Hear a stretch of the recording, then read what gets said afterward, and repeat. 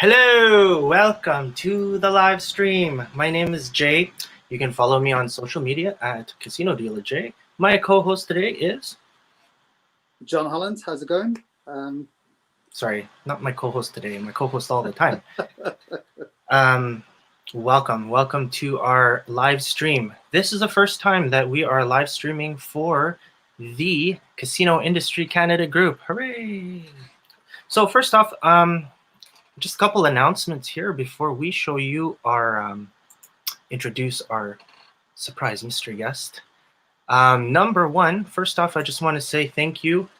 100 YouTube subscribers, hooray! For us, I mean, for me, it's a good milestone. Just started in April. Thank you so much, guys, for the support. I really appreciate it. This is such a cool journey. I mean, I mentioned it in the group already that it was a way for us to connect the people from 20 years ago that I got to work with to the people that I work with now. So sweet. Thank you so much. Thank you for the continued support. And if you haven't seen the channel, please like and subscribe. So, alrighty. John, you got a nice little surprise there for everybody? We sure do. Someone, oh, just as a quick shout out about the Facebook group. Jay and I were just talking about this, and it's crazy how popular it's become in such a short time. I mean, I think it was only public like 2 days ago, and Jay and I were talking about maybe one person a day may subscribe, maybe two. There's been 912 people have subscribed, have joined it in 2 days. So all the admins have been getting like these notifications on their phones going like crazy, but oh my God, add these people. I was like, oh my God, that's just going crazy. And some of the places where people are from, like obviously originally from Canadian casinos, and now like there was one in like Egypt. I was like, oh, that's kind of cool. And Greece, I was like, wonder who that is. But yeah, so I'm amazed how quickly that's and how everybody is actually adding people like, hey, you should join this, and just sending up. Yeah, so that was a real surprise. Hopefully, we get a lot of people interacting and catching up. So I think that's great. Yeah, no, absolutely. What do we have for the future, John? If you want to give everyone a nice summary. Well, Jay and I were talking about, wouldn't it be kind of cool if we did some kind of like conference where people could come, and if you ever go to like typical conferences, it's always about the same kind of thing, like you go there and it's, say if it's a casino conference, it's all games about gaming, and I'm like, oh my God. But what if it was people who were in the casino industry but now do something else? So you know what I mean? Like we've got there's comedians, there's realtors, there's brokers, there's people doing all these different cool things, there's artists. And what if they were all there together? And it'd be kind of like a big, huge reunion where people could meet people they haven't seen for a while and then see what they're doing. And maybe, times like this when you want to support local businesses, this would be a really cool way to do that, where you already know these people and like, oh my God, you're doing this now. This is so great. I'd like to support you, rather than, and so that's the idea and the concept that Jay and I have been kind of like throwing about lately. So that's kind of like the framework of what we're kind of thinking of doing. So you'll hear more soon.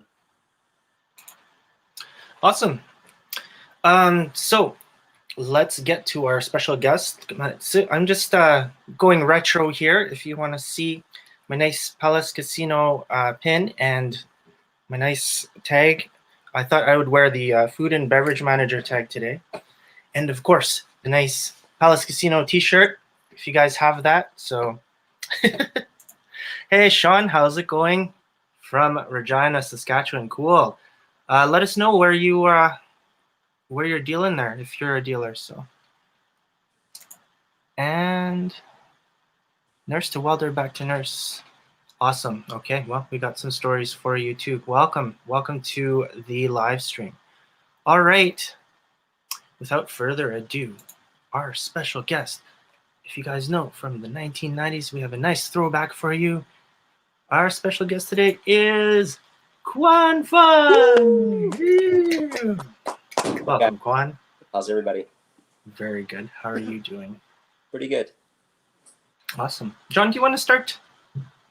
Okay, so one of the things I thought of, I wanted to do previously when Jay kind of interviewed me a while back, and I told a story about my first night on craps, and I had a vivid memory, and it was stuck with me, and I remembered it, 34 years later. So, Quan, can you remember your first night on a live game at craps? Yeah, vaguely.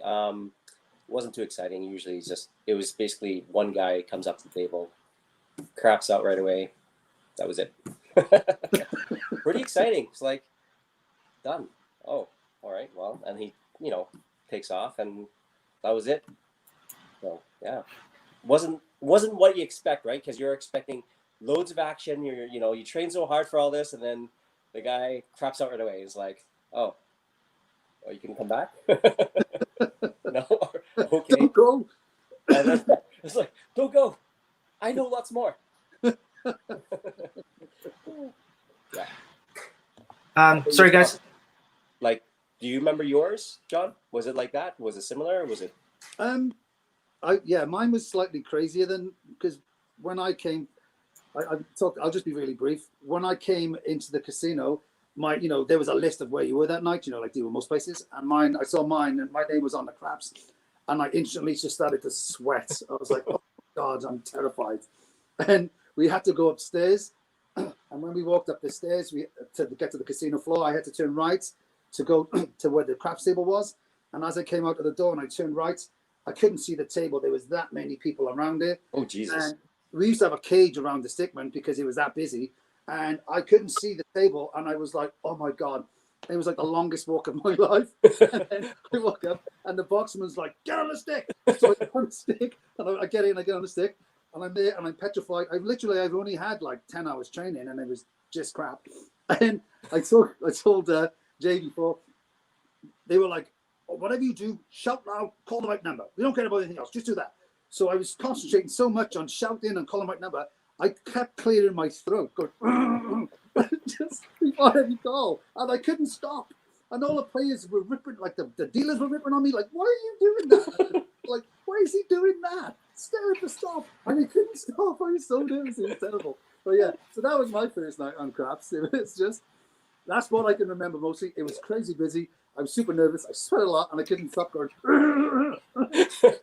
Every roll, it was crazy. That's hilarious. It's funny because like when we first dealt it, like it was a new game, so nobody knew. The players had no idea, right? So the players who knew were far and few between. So it was like, like basically you're just dealing to people who don't know how to play. So you have to teach everybody the game. So yeah, that's it's much more different. It's much different than if you knew. I mean, like if everybody knows the game, like in your situation, right? So when we craps came in the October, didn't it come in like the October of '99? I think. Sure. I think so because I remember. Yeah, because I think it was October or around about there. Because I started in January of 2000, and the game had been going, I think, a couple of months by the time I joined in January at the Palace Casino. Yeah. Yeah. But If anyone that's watching knows when craps was introduced, we'd like a refresher on that because it's been over 20. It's been 20 years, over 20 years for craps now. Yeah, it gets a little hazy when you think about what the first day was. So all I know is that, and I talked with Marvin about this, all I remember was that I was on night shift. And and we got to keep our tips the first night, which was pretty cool. So I don't remember that at all. Well, wouldn't have been much anyway. How many players played craps, right? So Quan, you did talk about your first day on craps, but how did you actually get into the industry right off the bat? Like, what got you into breaking into the casinos? And I'm not sure if it was the Palace Casino that you started, but like, what started your journey in the casino industry? Yeah, it was Palace Casino, and what started my journey was my birthday. Happy birthday!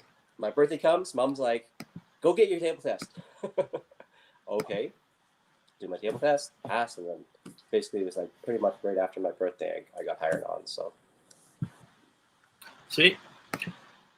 Okay, let's see what our comments say. Oh, Loretta. Loretta, how are you? See? The smartest one out of all of us here, August 16th, 2000. It was that early? I thought it was. I think, yeah, sounds right. Wait a minute. Oh, That's 'Cause when crap started? Or Yeah, the first day on Craps, guys. I have no idea. Guys, if you're on the group and you were joining the StreamYard and you want to say hi to Quan, just make sure that you select the thing on the bottom that says that you can use your name. So then your name will show up on the comments, unless you don't want it to. But it's cool. If it doesn't, if you want to say hi to Quan, just say, hey, I'm whoever, and that works too. So, all right. So I was taking my first blackjack class when these goons were learning craps. Who's Okay. that, I wonder? that was. Oh, I'll check. Oh, do you want me to say the name? I can tell you the name. Yeah, tell me. Oh, Yeah, I've got my phone, so I'm checking the comments on the phone so I can see the name. So oh, okay. Mark Semernick said, "You goons are a complete Mark. distraction." That's right. He was learning blackjack when we were doing craps. I remember that. Oh yeah, and taking credit for drop a digit to get jiggy with it. It's in my book, so I know that someone said it before. Eric Gladney. So, anyways. Okay, next one. John is correct. What does this say? October 1999. Did the training, but it got delayed. Moved to Lethbridge before I could deal it. That was from Colin Baker. I think Colin was also the first person to roll craps in the Palace as well. I remember him telling me years ago, and I don't think it was a very good roll, but I think he was the first one to actually shoot dice. Oh, cool. Oh, who's that? Earlier than that. If you guys are doubled up, the other thing that you can do is just go live on my Facebook, or you can go live on YouTube as well. If you know me. So if you're part of the channel, absolutely, just subscribe, subscribe, and since you're there, right, and then you can put your channels on YouTube as well, and then it'll show your name. We missed the 20th anniversary by a bit. Mike Starkey, how's it going? I guess so. I guess we did. The 20th anniversary of craps. Yeah. There we go. Moved there for school in September. Who's that? Oh, that was Colin. That's Colin. Bridge in for school in September. Cool. Yeah. And, there you go, Miss. Yeah, Mark. I saw the comment that I was the first person that you saw when you turned 18, or as the first person that dealt to you. First off, I'm honored. That's great. Second, I'm sorry if I was the reason why you got into the industry, or if it repelled you from the industry. Yeah, actually, I know, John, we actually talked about this, and you were telling me it's like, from your experience, like the best blackjack dealers were female. And for me, I think there was someone at the Palace, because when I was 18, I was like, I don't want to work. Like, I really don't want to work. I didn't want to do it. And there was someone that was actually dealing there. And when she was dealing, I was just like mesmerized. It was just an amazing dealer. And that's who brought me into the Palace Casino. And I think her name was Maria. I'm not sure, but amazing dealer. And it's like, okay, when you can deal like that and it's just smooth and it's just a flawless motion, it's just like, yeah, that's something that I really like. And it's kind of how I wanted to like refine my game, right? So, yeah. Okay. Question. Mike's asking, how is it going? It is going well, Mike. How are you? It's been so long. He's calling you Mark. Mark Stark. Mark. I was thinking about Mark a second ago. So, and then I read Michael Stark. Ahmed, how are you, Ahmed? Did you know I guessed his name? He said he was Lebanese, I believe it was. And I'm like, you're not Lebanese, you're a white dude. And he's like, no, I'm really Lebanese. And he's like, I even have a Lebanese name. I'm like, what is it, Ahmed? And it was Ahmed. So that's the story of that. I was first. One of the comedians was supposed to throw first, and he didn't show up, so they gave me the dice. Honeymoon roll. That's Colin. Colin in and out without Colin. Google says the government removed the 611-year prohibition or 611-year prohibition on March 1999, March 15th, 1999. So I'm assuming that was the date where dice were legal in Canada.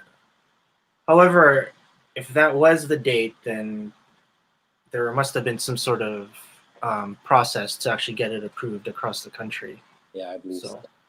I don't think I was dealing craps in March because I was I think it was myself or Marvin. One of us was the youngest, and neither of us had roulette or anything like that. I think we just did a probation and we did like Pai Gow tiles. So like we were fairly young, but I'm sure it was after that.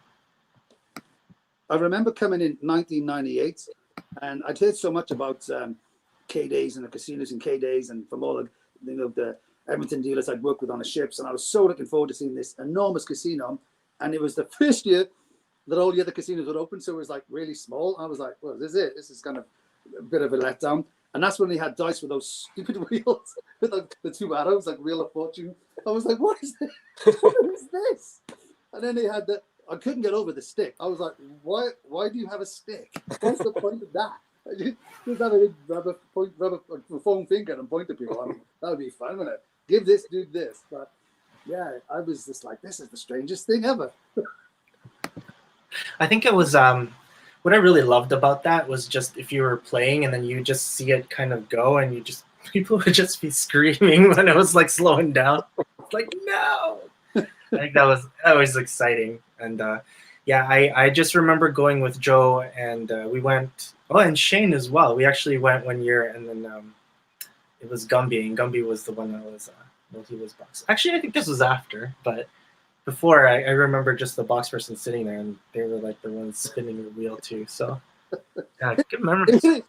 They could at least let everybody spin the wheel, wouldn't you mean? Like just do it around the table.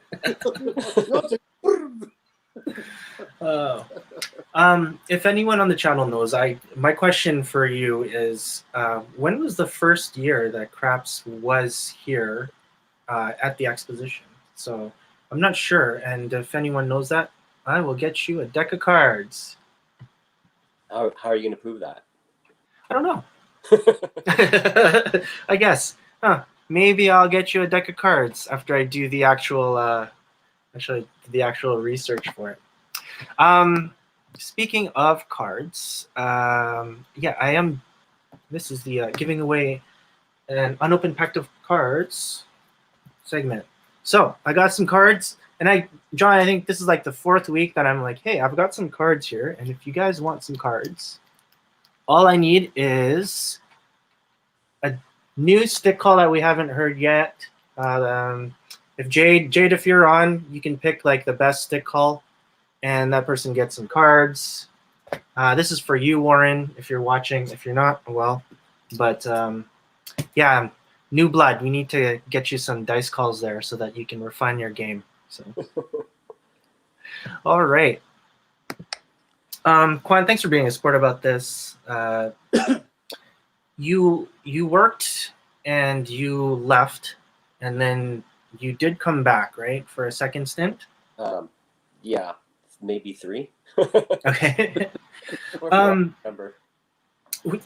I know we kind of chatted about it, but what was different from the first time, like when you first started? Like, what was it that kind of, the second time around, maybe it wasn't so good, or maybe it was better. What was the difference between the first and the second time? Well, the first time I came back, or when I first worked? The first time you worked compared to the first time you came back. So. Oh, I see. Yeah. Well, when I started in the industry, it was, we were all kind of pretty young, so we were a pretty tight knit group. We hung out after work, right? We bitched and complained about work, but then we always hung out after work. We did things, like we partied together. It was just a tight knit group, and it was fun to be around everybody. But after I quit and I came back, and I was kind of expecting that, because most people, when I came back, it was sort of like that, and then it started kind of, it was still almost the same, but then it started kind of like started to it just wasn't the same after that. But then the very last time, when I came back for the very last time, I came back because that's what I was looking for. I was looking for, like that cohesion, that um, uh, the connection with other dealers, and it just wasn't there. It was really, really cold when I came back the last time, and I really felt like, yeah, this is it. I'm not going to do this again. So All right. John?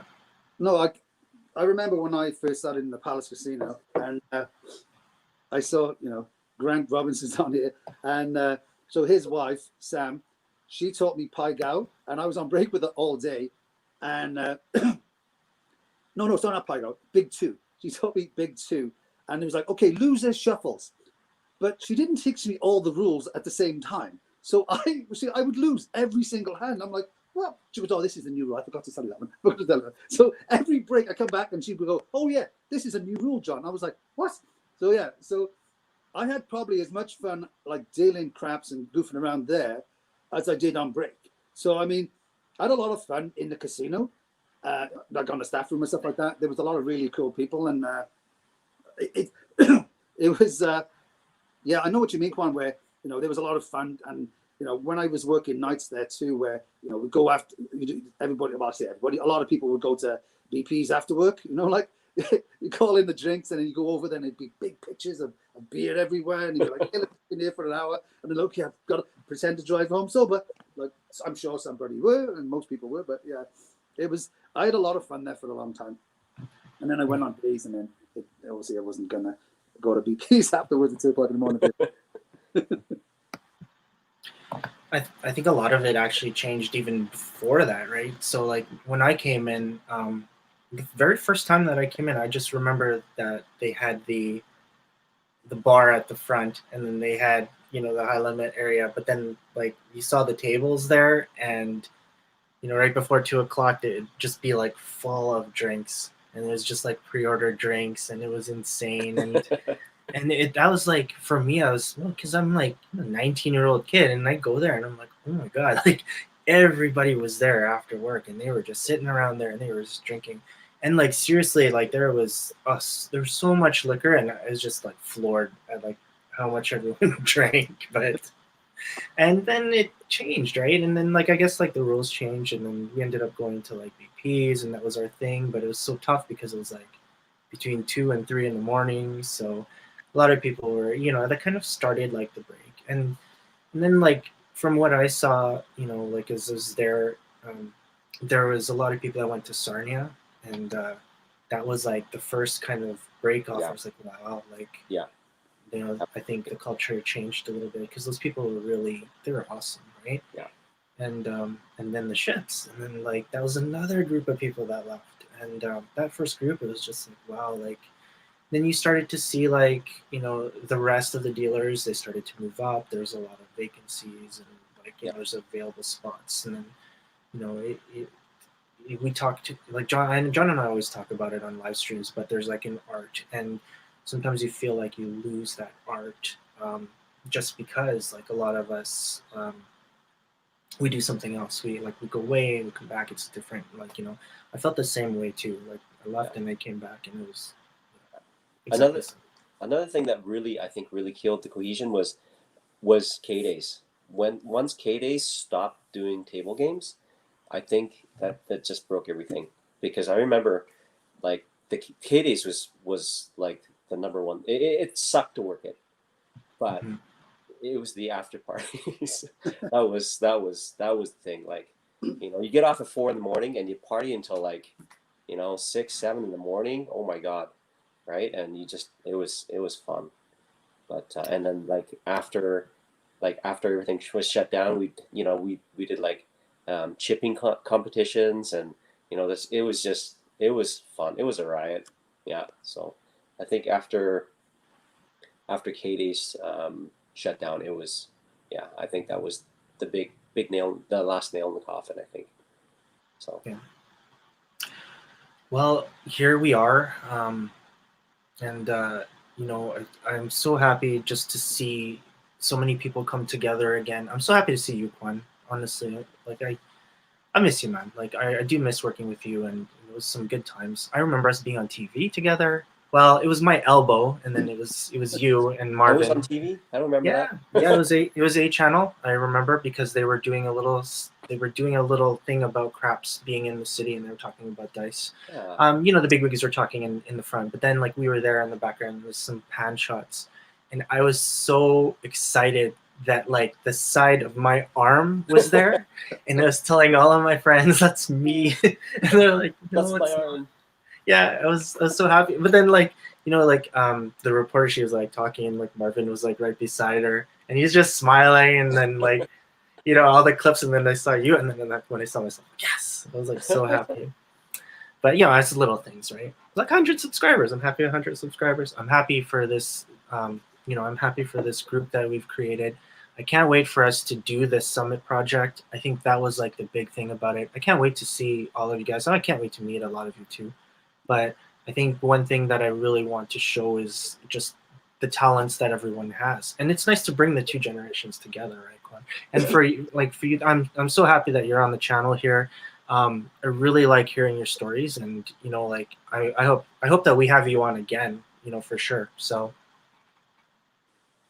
Quan, we were talking, actually, Jaylee and I were talking about this before, and I was saying, like, you were a great crap sealer. I mean, I remember coming in, and, I've talked about this before. I'd never gone anywhere in all the casinos I'd worked where it was like a brand new, fresh, like basically casino, like crap table, with all pretty much brand new dealers, right? And you're all good and exceptional on the other games, but this was like a brand new game to pretty much everybody. And you were so good. I mean, you had amazing hands. You really did. And I remember coming in thinking, oh my God, this guy's only just learned craps and his hands are that good already. I was like, holy shit, he's good.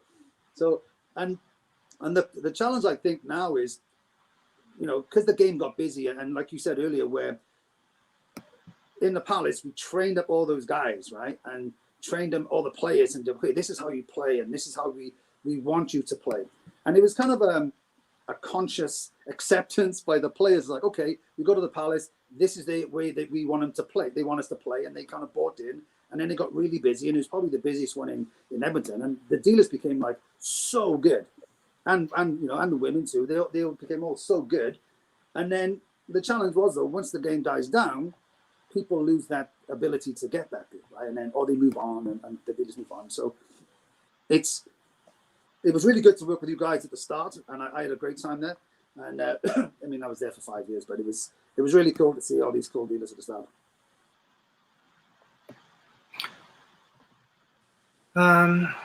Some comments here. The business has changed so much now. It's about bottom line. It's not the same. And then the change of hours took away the social time after work. And there was a change of time. Yeah, 2 o'clock to 3 o'clock. I mean, that was a big one. But I remember like everyone was telling me about Sundays not even being open, and then Sundays being open till like midnight.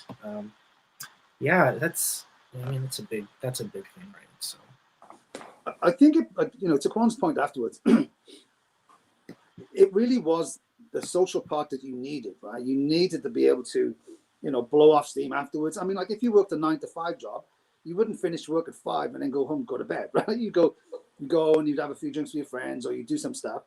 But when you work nights, you need to have the ability to go and like blow off steam. Like I never had the ability to go to those cool parties I heard so much about in K days.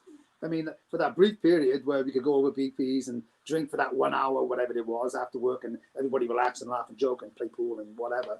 But once you take that away, you kind of lose some of the ability to connect with people on a personal level, right? Yeah, absolutely, yeah.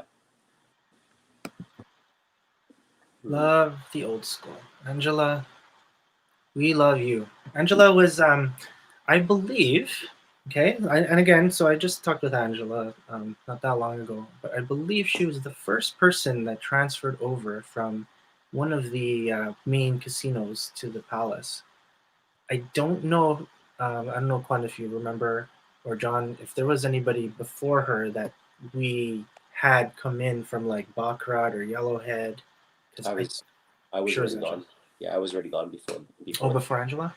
before they all, became one or whatever it was. So the Yeah. the transformation. So yeah, I wasn't there. I wasn't around for that. Yeah, Angela. I remember her coming in, and yeah, I mean, like it's cool because like there's a lot of like there's a family connection there. Like she's got a legacy, and you have a legacy as well. Like you have your family members, and so do I as well. So it was really cool to see her come in and just yeah, it was nice. I was just really happy because I never got to work with her, and yeah, it was cool that you Yeah. saw a lot of Argyle come in there. So. Well, in regards to talking about how things have changed and how everything's about the bottom line, and it's different now, right? Because you have so many liabilities. You can't, you have to watch out for your image. Social media is everything, right? Like you do something wrong and it's all over Facebook, right? You're YouTube famous, right? So what do you do, right? So as a business, I understand why things are the way they are now. So it just sucks. Okay, a couple more comments here. When Craps came out, all you guys had hair. Ah. Mike, Not me. does Mike still have hair? Yeah, he does. Oh, see, that's the first criteria of becoming a good dealer. You have to give up your hair. You have to shave it, cut it, or even burn it off, Mike. That's the problem. I lost my hair in a drunken bet 26 or 27 years ago, and I never grew it back. Ah, Like, and my friend cut it. So when he cut it, it looked like I was. He would obviously cut it really bad, and I had like normal hair, like long hair, and he cut it with like literally like little scissors, and he cut it. Oh no, God! It looked like I had radiation poisoning when he finished. And I woke up, and I had to go to work, and I remember having a shower, and I looked at what have I done? So I had to phone in sick. I was like, oh yeah, I don't feel very well. I don't think I'm going to make it today. And you're like, oh, I hope you're going to get better soon, John. I was like, oh, I think so. Thanks. And then I went and partied. yeah, yeah. How did you lose your hair, JB? You had a nice locks. Where's those pictures? Oh Show us yeah, some pictures. I will. I'll show them next week. I actually did show them on the last live stream. I did show a picture of myself and Mike when we were when we were in Vegas. That was hot. Thank you. Yeah, those glasses were hot. I actually started losing my hair when I was on the cruise ships. When I did my contract, then I was on the Mercury. I started to lose hair, and the only person that really saw that and never really said anything. I mean, this guy was my big brother. It was Joe, and honestly, Joe, I love you, man, but man, my hair was just going back, and I'm like, oh my god, what's going on here? And yeah, I'll show you. I will show you on one episode. I will show you. I actually do have video that I took from our Christmas party and New Year's, and I've been holding it for quite a while. Like I've done like 23 videos on this channel, and I haven't even shown it once. I've shown so many other videos, but this one is bad. And yeah, you can tell there's a reason why I didn't really hook up with anybody when I was on the ships. So yeah. I've got a picture of when I was about 18 and 19 in casinos, and I had a flat top. It was, admittedly, this was like 1986, 87, and I looked like Max Headroom. Do you remember Max Headroom? I was like, oh my god, why was I thinking? But yeah, so I looked ridiculous. But Oh That my was god. style back then. That was cool.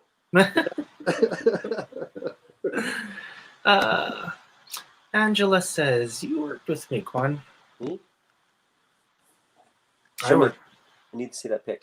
Probably. I don't know. I work with a lot of people. I'm sorry if I don't remember. I'm sure if I saw your face, I'd recognize you. But I do know if you actually. Yeah, well, Sorry. no, I think you would recognize her. I'm just trying to think. It's like, did I remember the two of you at like a golf tournament? It's been a while. Hi Jolene. Jolene. Hello. Hi, Jolene, Jolene. how's it going? So, hey, Quan, I have a question. Yeah. Because I have an answer to this question too, but I just thought of it. So, in your career in casinos, looking back, is there anything you wish you'd done that you didn't do? Yeah. I think. Oh man. I think I would probably stay out of all the politics and all that BS. I think my life would have been a lot easier if I did that. And yeah, it's just so I believe part of my immaturity was because of how I felt I was being treated. So that really hurt my career in the casino industry. So I think that's what I would change for sure. Yeah, well, for me, well, in the past, I, I I didn't realize, to be honest, there was so many people that would. Anyway, I ended up pissing off the wrong person, and like pretty much like the second or third day I was there, and I realized, yeah, I peaked as a career in this. I was like, oh, maybe I should just shut up. Oh, okay. But I remember, like, when I was younger, a lot of the people I knew went to Sun City in South Africa, and like as crap dealers, they're always like, oh yeah, they all went out there and they made like ridiculous money, and and I had a great time. But I always couldn't go because like the whole apartheid thing. Remember that back then they had apartheid and all that kind of stuff. So I didn't go. Like I can't go, can't justify it, even though like tons of my friends who I knew would like that and weren't going there because they supported it, but they went there and had a great experience. Sometimes wish that maybe I should have gone and kind of had see what it was like dealing in Sun City, and because it was back then in the 80s, it was kind of crazy. Same as like a lot of people, our friends of mine went to the Bahamas to deal, right? From Britain. That was another popular go-to there. Never did those two. So that was kind of the looking back. I thought, well, maybe I should have done that, but I never did. Well, okay, I changed my answer now. Okay. No, I agree with you. I think I should have gone and did the cruise ships as well too. That was another thing I think I would definitely like to do again. Yeah. All right. Wow, man, a lot of love here. Okay, Mike, enough of that. Oh, Matt, Jay Lee, you had hair. I think I worked like what 3 different casinos with you, Matt. Yes, I did have hair. So stop. Quan. So Quan, one of the questions that I had for you, what I really respect about you is your abilities. I know John kind of said that already, but what a lot of people don't know is that you were an amazing roulette dealer as well, and you had some nice hands. You could chip fast, but I just sincerely like totally appreciated the fact that your pushing skills were just awesome. It's like you pushed 260 flat, and you're the first person I ever saw push 300 chips flat. So that was it's incredible. So I love your roulette skills. But my question for you is more for craps. And what advice would you give to an upcoming craps dealer? Know your mental game. Number one. That's for every game. Know your mental game. Know your payouts. Always anticipate. Basically, like if once you have the mental game down, and your odds and your payouts down, it just comes down to hand speed. That's it. After that, it's like back of your hand. So yeah, just practice, drill. That's it. There's no secret. It's not. I'm not. I don't think I'm a very smart guy. I think maybe I'm average. So just practice. Just if you really love the game, just practice. That's it. Steal. If you see something really cool out there, right, and you want to do it, go ahead and do it. But get your basics down first, and then after that, just start picking up some other stuff that that you see that that you like dice calls. I was terrible at stick, right? Like all I was good at was basically pushing out dice, and I was like, okay, well, my calls are weak. Okay, well, what does Jay Lee do? Okay, he does that. I like this. I like this. Okay, I'll take that. What does Lars do? Oh, I like that. I like Lars' calls. Okay, I'll take his. Right? And Sean Joyce, same thing. Arden, why not? Like it's part of life, stealing, right? As long as you're not claiming it as your own, it's okay. There's nothing wrong with that. John, anything to add? Because I know you, ask the expert too as well, right? So.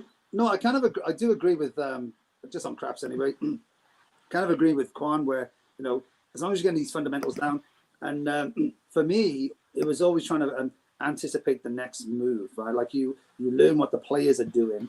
Like, okay, most of them are all predictable, right? After a while, give it 20 minutes, you're like, okay, I know what this guy's going to do, and you just anticipate what they're going to do, right? So, but then you're like, okay, even if they got funky presses, you just make them up and we'll just do this different specifically for this dude, and we'll do whatever. So, but you still need those fundamentals, right? You still need some check builds, and you still need to be able to add up the bets. That's always a bonus.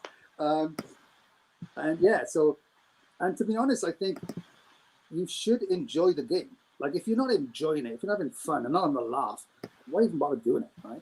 I remember one time, a casino manager one time told me, I was on the ships, and he came up to me and goes, what do you call a male dealer in my casino who doesn't deal craps? I'm like, I don't know. He went, a passenger. So if you want to travel, get craps, because it's a ticket to ride. I got so many opportunities, not because I could deal roulette, okay, and I could deal blackjack, okay. It's because I dealt craps, and they're like, oh, okay, we kind of like the way you do. It gives you an opportunity to travel. So if you ever want to travel and you ever want to go on ships, and there's other places to go too, but if you ever want to do it, get craps, get up to a certain level, and then, the world's your oyster, as they say. Cool. Let's see here, John. Maybe I do have a surprise photo. Oh, yeah, here's the back. There's the back. That. The one on the left. Can I tell you a story about this? So, absolutely. Okay, so the guy on the left is me with a real bad haircut. The guy in the middle, his name's Paul. I trained with him. And the guy on the right, he used to look like Eddie the Eagle. So he joined the casino that I worked in way back in Cardiff. And we used to call him Wobblehead, because when he couldn't work on a bet, he'd just wobble his head. So as soon as someone noticed it, we're like, why is he wobbling his head? So we're all cruel and mean people. And we're like, so his nickname became Wobblehead. And to this day, he still works in the same casino, and they still call him Wobblehead. Oh my God. That is so funny. Well, there's another one of you there, John. Oh yeah, so there's me. See the guy in the middle? Well, I'm licking his ear. That makes you look, yeah. So that's him looking like Eddie the Eagle. Oh wow. Yeah. So actually, and the guy on the right grabbing his bits. Yeah, all four of us were dealers. I'm still in contact with two of them. I'm not so sure where Ashley went. The guy who's on the Which one are you, John? I'm the one with hair. See, I don't have a flat top there. So I was a little bit older, and yeah, so I was a little bit older, and I'm the one with that vest. It was a suede vest. Why I had a suede vest? I have no idea. The guy that's gonna lick the other dude in the ear there? Yeah, that's me. Yeah, How come you look so tall, John? Are they all short? They're all short. This is really throwing me off because they're all tall and you're tall.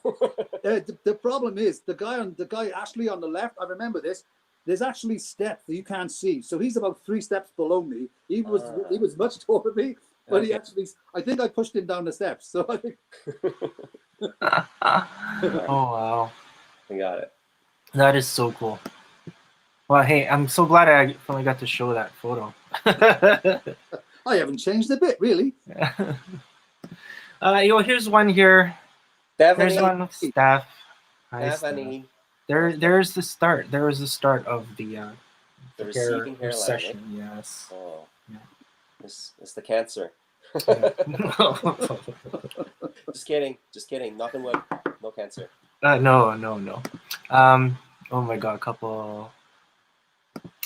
Going back in time with you guys. Who's that? That's Stephanie. Hi, Stephanie. Hey, Steph, how's it going? Forgot about Sean Joyce. Who forgot? Stephanie forgot about Sean Joyce? How can you forget about Sean Joyce? Do you know, I love Joyce. He was so funny. Oh, I still remember when I think it was his last shift, where he walked around the casino with that black vest on. Remember that black vest? And he just walked around the casino and nobody would tell him off or do anything. I'm like, okay, Sean, he's pretty good. And I have the same vest. I was going to wear it today. I was like, okay, I wear it, but I couldn't find it. I left it out of the lake, so I was like, man, it would have been funny to put it on then. I'm like Oh a mini fat version of Sean Joyce.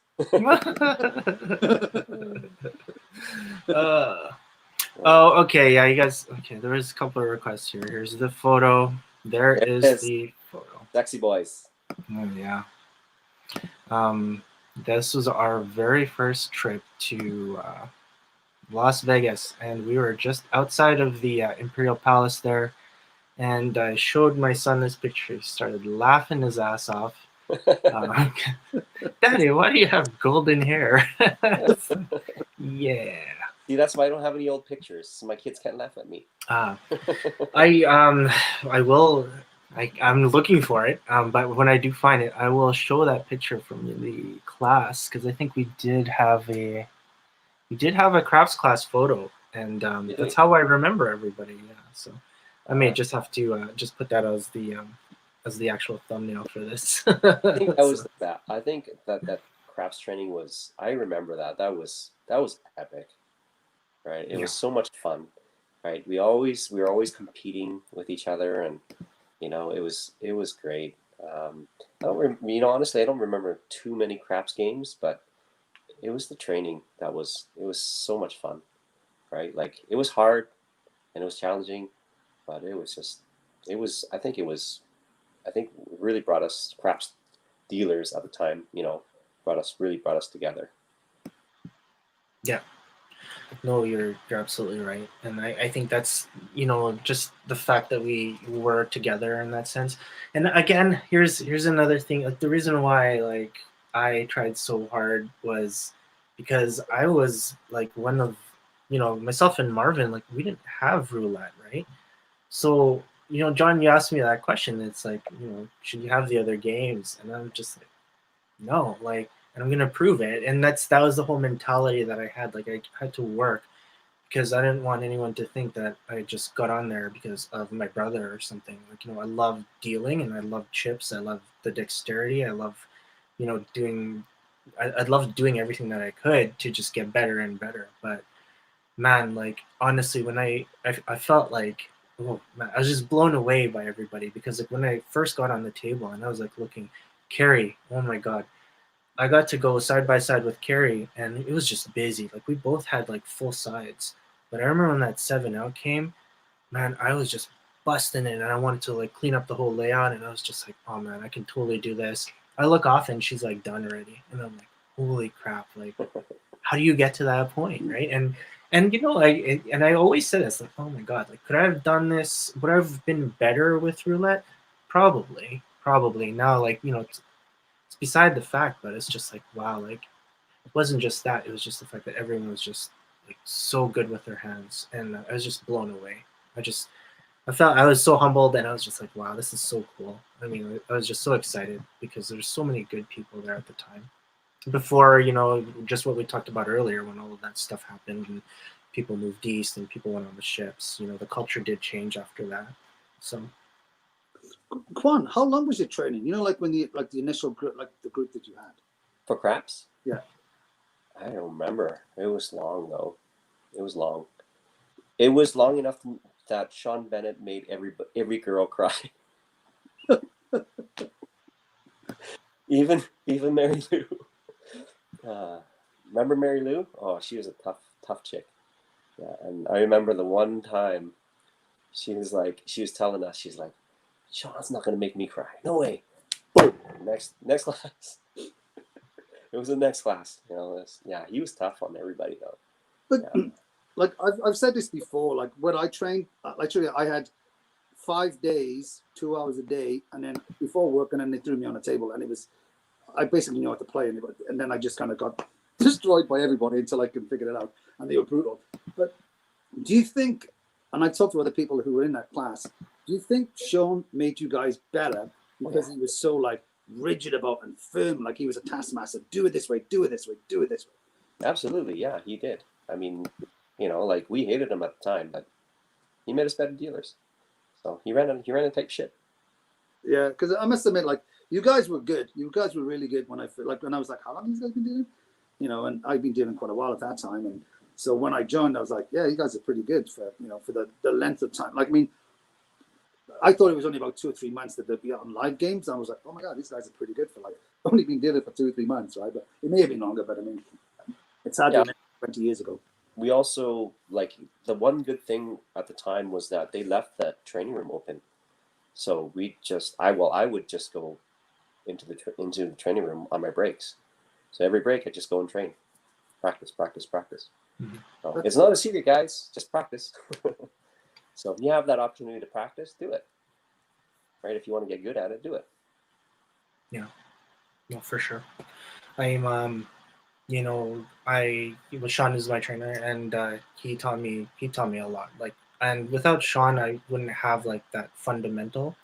What I loved about Sean was the fact that he was that good of a trainer, and I always felt that I could, like, if I could model myself like to that structure that he had for training, then I would be a really good trainer. He didn't miss anything, and the fact is we always got the why. So like I could always like have the understanding of like this is his mentality when it comes to being on base. This is his mentality about stick, what you're supposed to do. This is, and like I'm sure like other boxmen and other people, like, if you come from like another casino and you go and work with them, you'll find some things that you can debate with. But for me, what I loved as a dealer is if I could adapt to what he was looking for, and then I go see John and I adapt to what he's looking for in a boxman, then I feel like I'm doing my job. And that's what I love about doing this channel, because it's like I'm going to show you like a 6 to 60 press one way and then another way, and you pick, right? So we'll always get into arguments about like what the right way is, but just do them all. So yeah. I remember going back just to talk about when the craps first came out, and I don't know why it happened, but remember we could buy alcohol on the craps table for players, and for some even like high limit they couldn't do it, and they would call down and go, "Hey John, put 4 beers on your tap." I'm like, "Oh, I know it's put 4 beers down." You fight them down, and then somebody else, "Oh, John, put another one." Okay, you put it down. And like, it was just so weird to do that. And I remember at the end, I think it was one night, and I got annoyed at something, and it's just being childish. I'm like, fine, I'm just gonna blow out this bill. And I remember just turning around to the place, I'm like, if you roll a winner, I'm buying the table a drink. And then he was a big roll, and it was like, oh, roll him up. It was just like, and it was just completely blew up. It was like, so like, yeah, we're looking free drinks and they're winning, and then he just blew it all back, and it was like, oh my God, we made a ton of money, and it completely backfired. I was trying to be a jerk, and it was like the table made more money by me trying to give away alcohol and being like a dick. I'm like, oh man, it was funny. That's funny. Quan, one question. What do you miss about working in the casino? What do I miss about working in the casino? Just the connection with the rest of the dealers. I really miss you guys. Like my life now, I'm really closed off from everybody else. I'm really isolated, and I do my work, my business, and then I come home and I take care of the kids. I coach the kids' soccer. They're both teams, and I really don't have much time for anything else. So yeah, I miss that connection. Yeah, I said the same thing too when Jay originally asked me to come on this channel. I said the best thing I can think about in all the casinos I worked in over the years, it was the people I met and the fun I had and the people.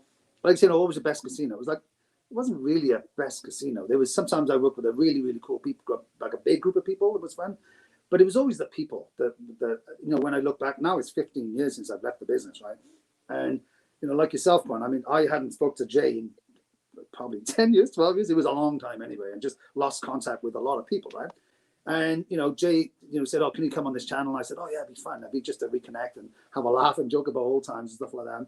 And then it's now become a habit. And I bother Jay all the time every week. But yeah, to your point, I think it's the people that we all miss. And we're also busy. And I kind of like doing this with Jay just to reconnect with people that I've worked with before that I liked. If you never see me on one of these calls and if there's someone else on it, be like, John doesn't like that guy.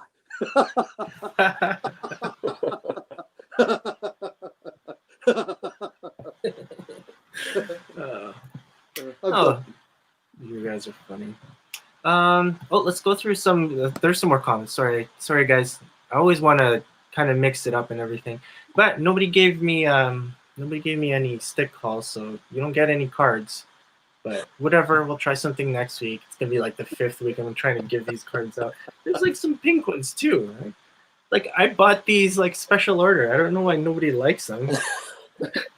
Like I didn't open them, guys. Like they're supposed to like.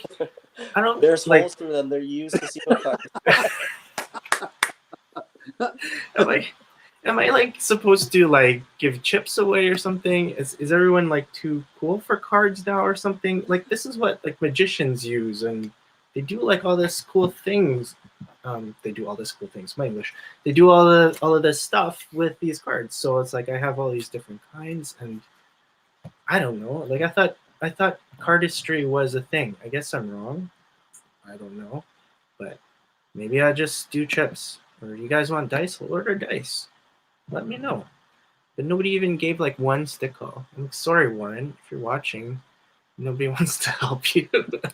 Make up your own stick calls. Do you know what I found though? Like, it was always easier to do stick calls when the casino was busy. No one is loud, and because you can kind of blend in with the chaos that's going around you.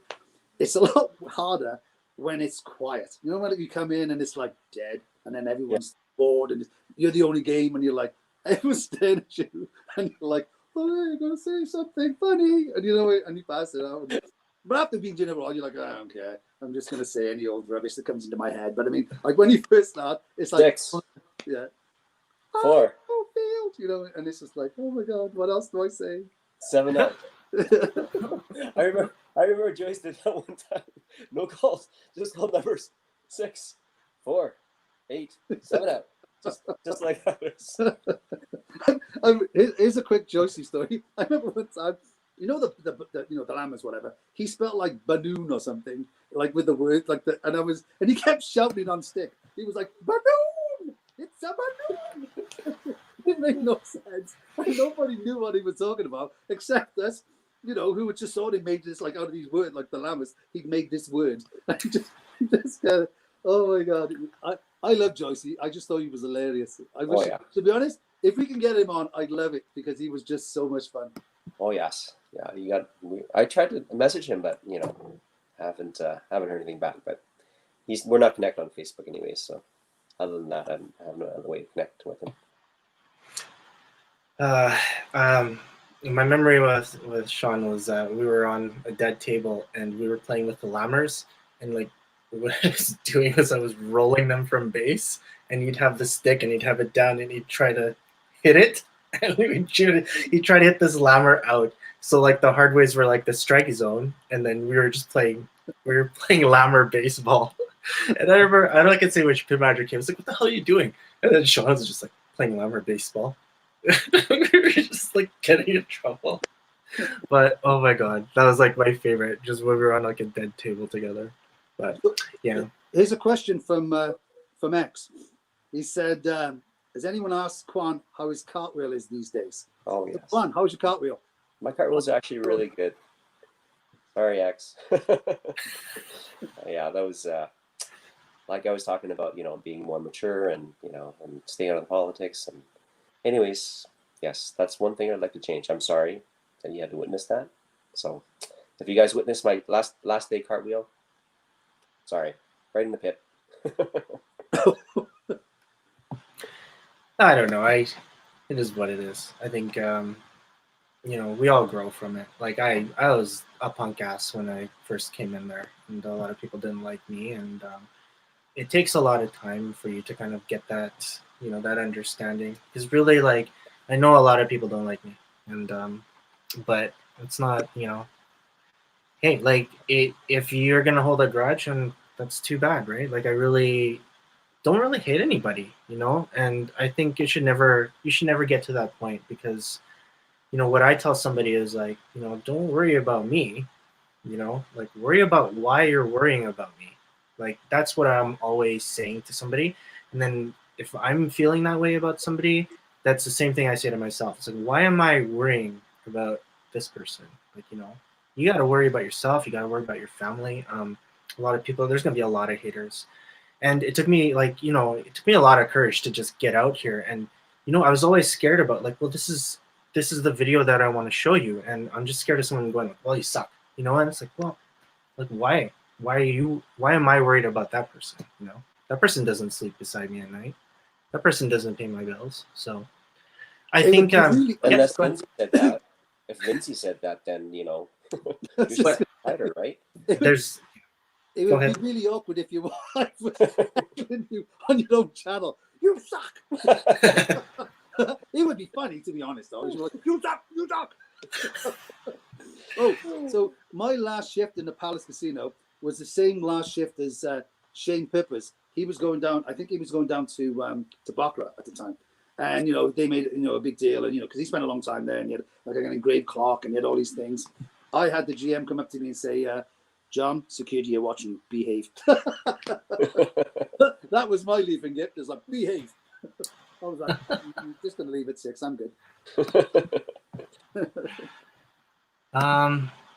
Oh, sorry guys, I'm trying to catch up with the there's we got 15 on. Welcome everyone. Wherever you're watching from. Hey, this is we have John and Quan, and what better than to have more guys with shaved heads on the channel, right? So if you want to watch 3 guys with shaved heads, you've come It's to not the a right requirement place. to be bald to be on this call.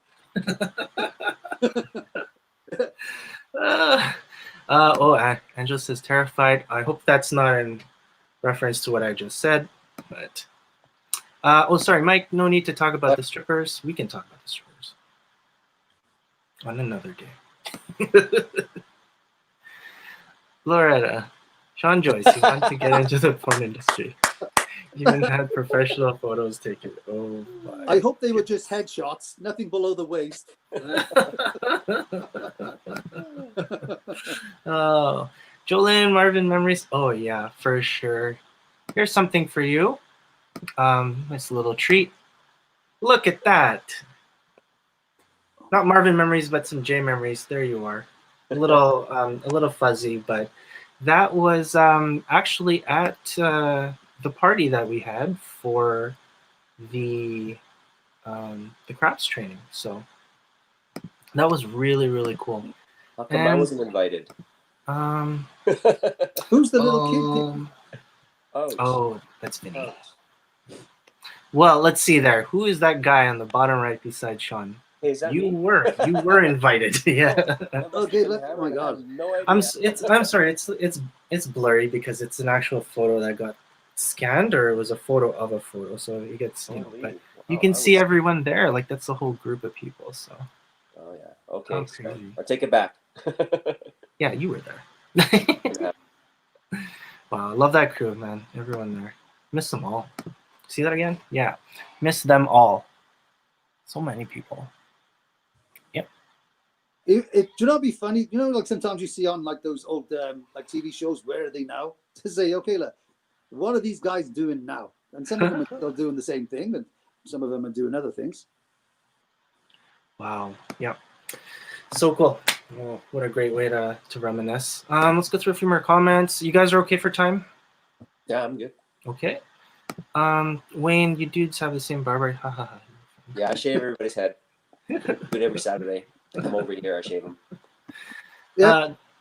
The only problem with being bald, once you wash your face, you don't know when to stop. How long does it take you to wash your hair, Wayne? It takes me 10 seconds. Well, Wayne's very GQ, so I'm sure it takes him quite a while. The right way is Casino J's way. Yeah, thank you very much. I haven't really put up any content. I should. I should. And I really like. I'm so excited to like put up some Pygow Tiles content, but some other time for that. Dude, hook me up with a nice jacket. Who are you talking to? Wait until he's at 200 subscribers. Yeah, please. 200. Oh yeah. So there's a question from X. Who is that?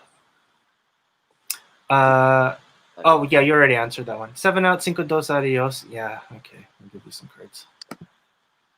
The cartwheel was priceless. See, people love that cartwheel. It was great. And there's X. It was great growing up as a manager in person with our crew. You guys are great people, cartwheels and all. So, well, thank you. All right. I only had one. Well, this is one question that I really wanted to say off the start. If anyone has any questions for Quan was one of the awesome super roulette dealers, super craps dealers in the 90s. They're part of the crew that brought in craps to the Palace Casino once dice were legal, one of the originals. So if you have any questions for Quan about technique or anything like that, make sure you ask right now. Yeah, so just say hello in the comments if you've worked with him, if you know of Quan, and he will reply. My question for you, Quan, and I had this with John. This is one of the long-standing questions, but we do definitely want to talk to. We always want to talk to people about, your opinions.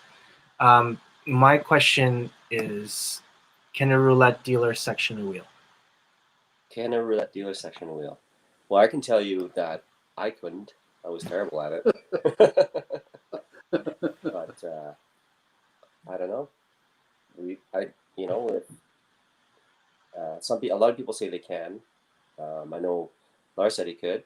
I don't know. I don't know. I really don't know. But I know, honestly, I could not. So, and I took a lot of roulette training, I tell you. I took it 3 times. I was that good. And you're my trainer too, so that's great. Yeah, it's good to hear. Well, the story was, back in the day, right, you could take roulette during K-Days and come back and deal it at Palace. Okay? So that's exactly what I did. And then they wouldn't let me deal. So I was like, all right, okay. So, and then the next year I did the exact same thing, took the training during K-Days, right? Because I didn't deal for a year, I didn't take the training again. So, dealt it during K-Days, no problems. Come back to Palace, and again, they still wouldn't let me deal. They said I had to take Palace training. Meanwhile, anyways, so I took the Palace training, and I remember Ellen Van Beek taught me roulette. And I think that's part of the reason why I was pretty good at it, because I took the training 3 times.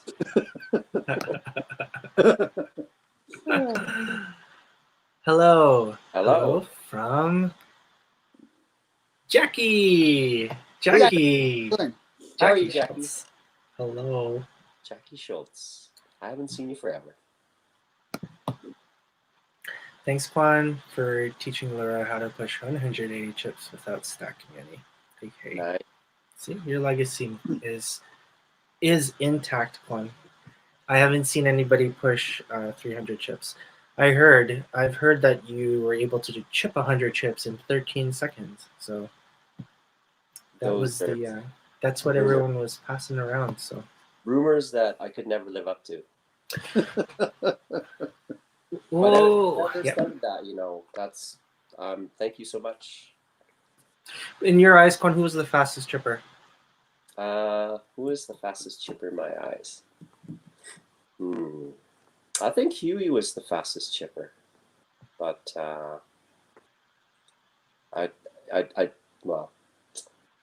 think Huey was the fastest chipper. That would be cool. I'd like to. It would be cool to know. Maybe that's something, John, that we can ask everybody that comes on. Actually, roulette was the first game I dealt. So I learned roulette, then I learned craps, and then I learned blackjack in this wonky illegal casino in Israel. So by the time I was like, what was this blackjack? I don't do that. I mean, like, you've got it. So that's so.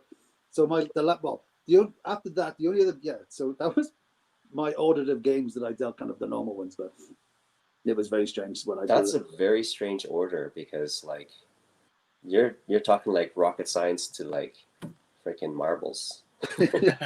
And It's like when I remember dealing like blackjack, it's like it was so basic, right? It's like whatever, check out the cards, and like craps is such more eloquent and like confusing even, right?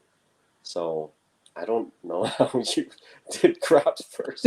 and then at the same place, at the same wonky casino in Israel, and they're like, okay, John, we're going to teach you baccarat as well. So I kind of learned baccarat, but because it was an illegal casino, it got shut down before I ever dealt it. So yeah, I kind of learned baccarat, but never ever dealt it. Oh my god! I took baccarat training twice or 3 times. I can't. You like doing things in threes, Quan. I took baccarat training, same excuses, did it during K-Days twice. I went through the training, even at Palace. No, I went through the Palace training twice, once at K-Days. Twice at Palace. The first time, they're like, nope, we can't let you deal. I'm like, what do you mean? You let me go to the training, you let me pass the test, but you won't let me deal. Why? Oh, because you're part-time. What? Why did you let me take the training then? Yeah. Do you know what? I only dealt... I just remember this because you mentioned Ellen Van Beek. I only ever dealt blackjack once in the Palace Casino for about 10 minutes. And Ellen said, John, go and take this. And it was like $3 blackjack. And she goes, John, I want to see if you can deal blackjack. I was like, okay. So I went on there and then she watched for a bit and then took off. And remember they used to put that dollar up for like lucky sevens? Well, nobody told me that. I thought it was a tip. So I was doing away like, oh, these guys are awesome. And I was doing around. I'm like, oh, they're all tipping me. And I was racking up tons of money. And I'm like, you guys are the best. Oh.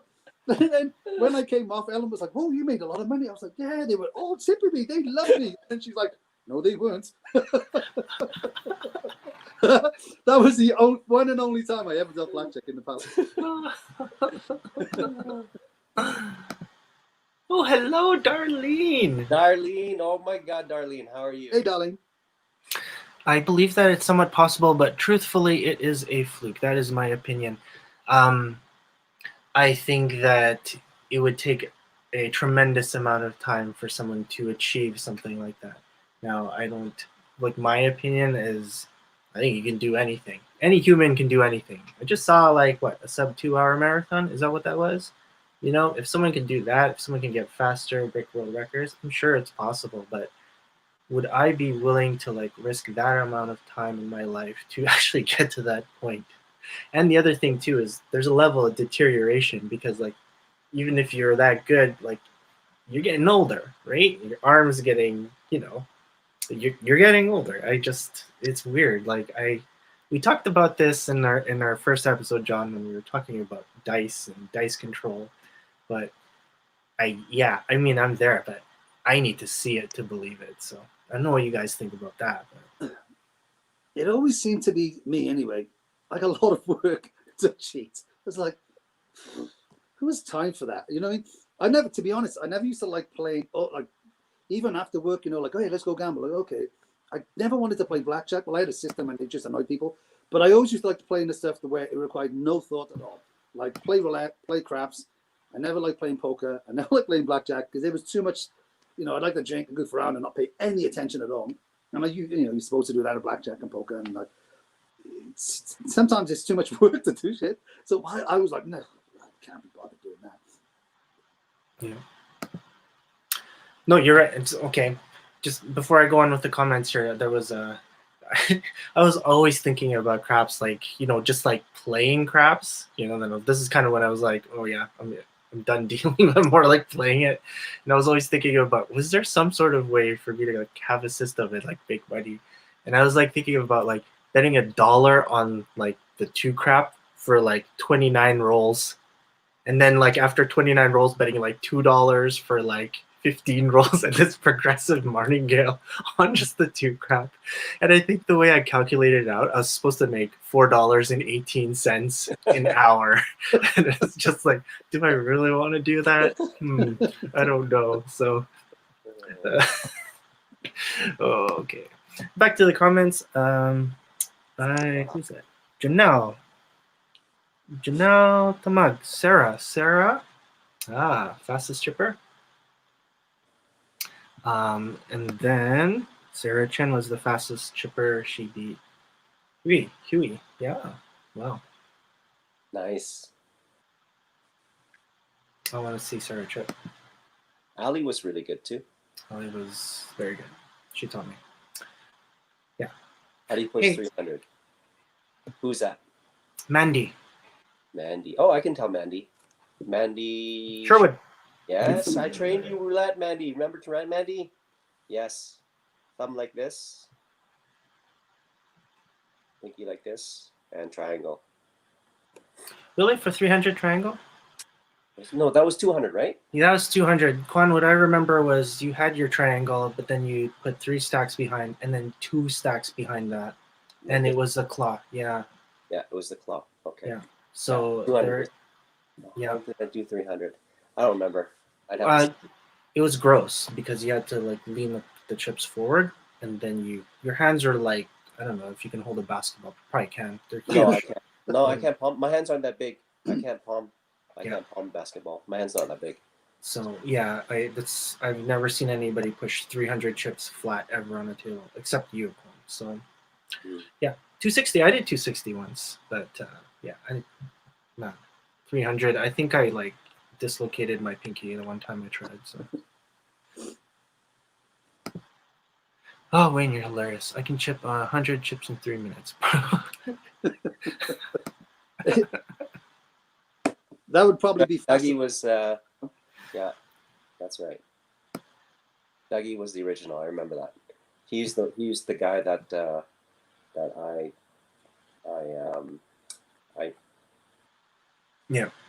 when I was practicing, he was the guy I was to beat. Yeah. His 15, I believe it was.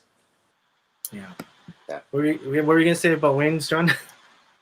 No, he's saying he can chip 100 chips in 3 minutes. I was like, probably faster than I could do it now. Pretty much. I still put myself out there because I'm not the best, but I want people to like know it's like if you can't beat me, like there's way better people than me, so you need to like up your game. And I think there's like Anna in like her training class, she beat me, and like everyone was just so happy for her. I was so happy for her because it's like, yeah. But in the back of your mind when somebody beats you, it's like, oh my god, am I like losing a step? Oh, like are my hands gonna fall apart? So Yeah. but yeah. John, maybe we should have some sort of thing for people that want to chip, right? So It seems a popular pastime. yeah, maybe plant that seed. So What's that? maybe have maybe we can revisit this discussion at some point. So stay tuned. Doug Durr is quick at slamming beers too.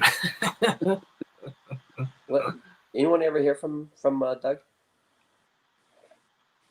Anybody on the comments? Yeah, let us know if you've talked with Dougie recently. Yeah, he was my mom's generation, right? So we came after. So yeah. So he's like the grandmaster.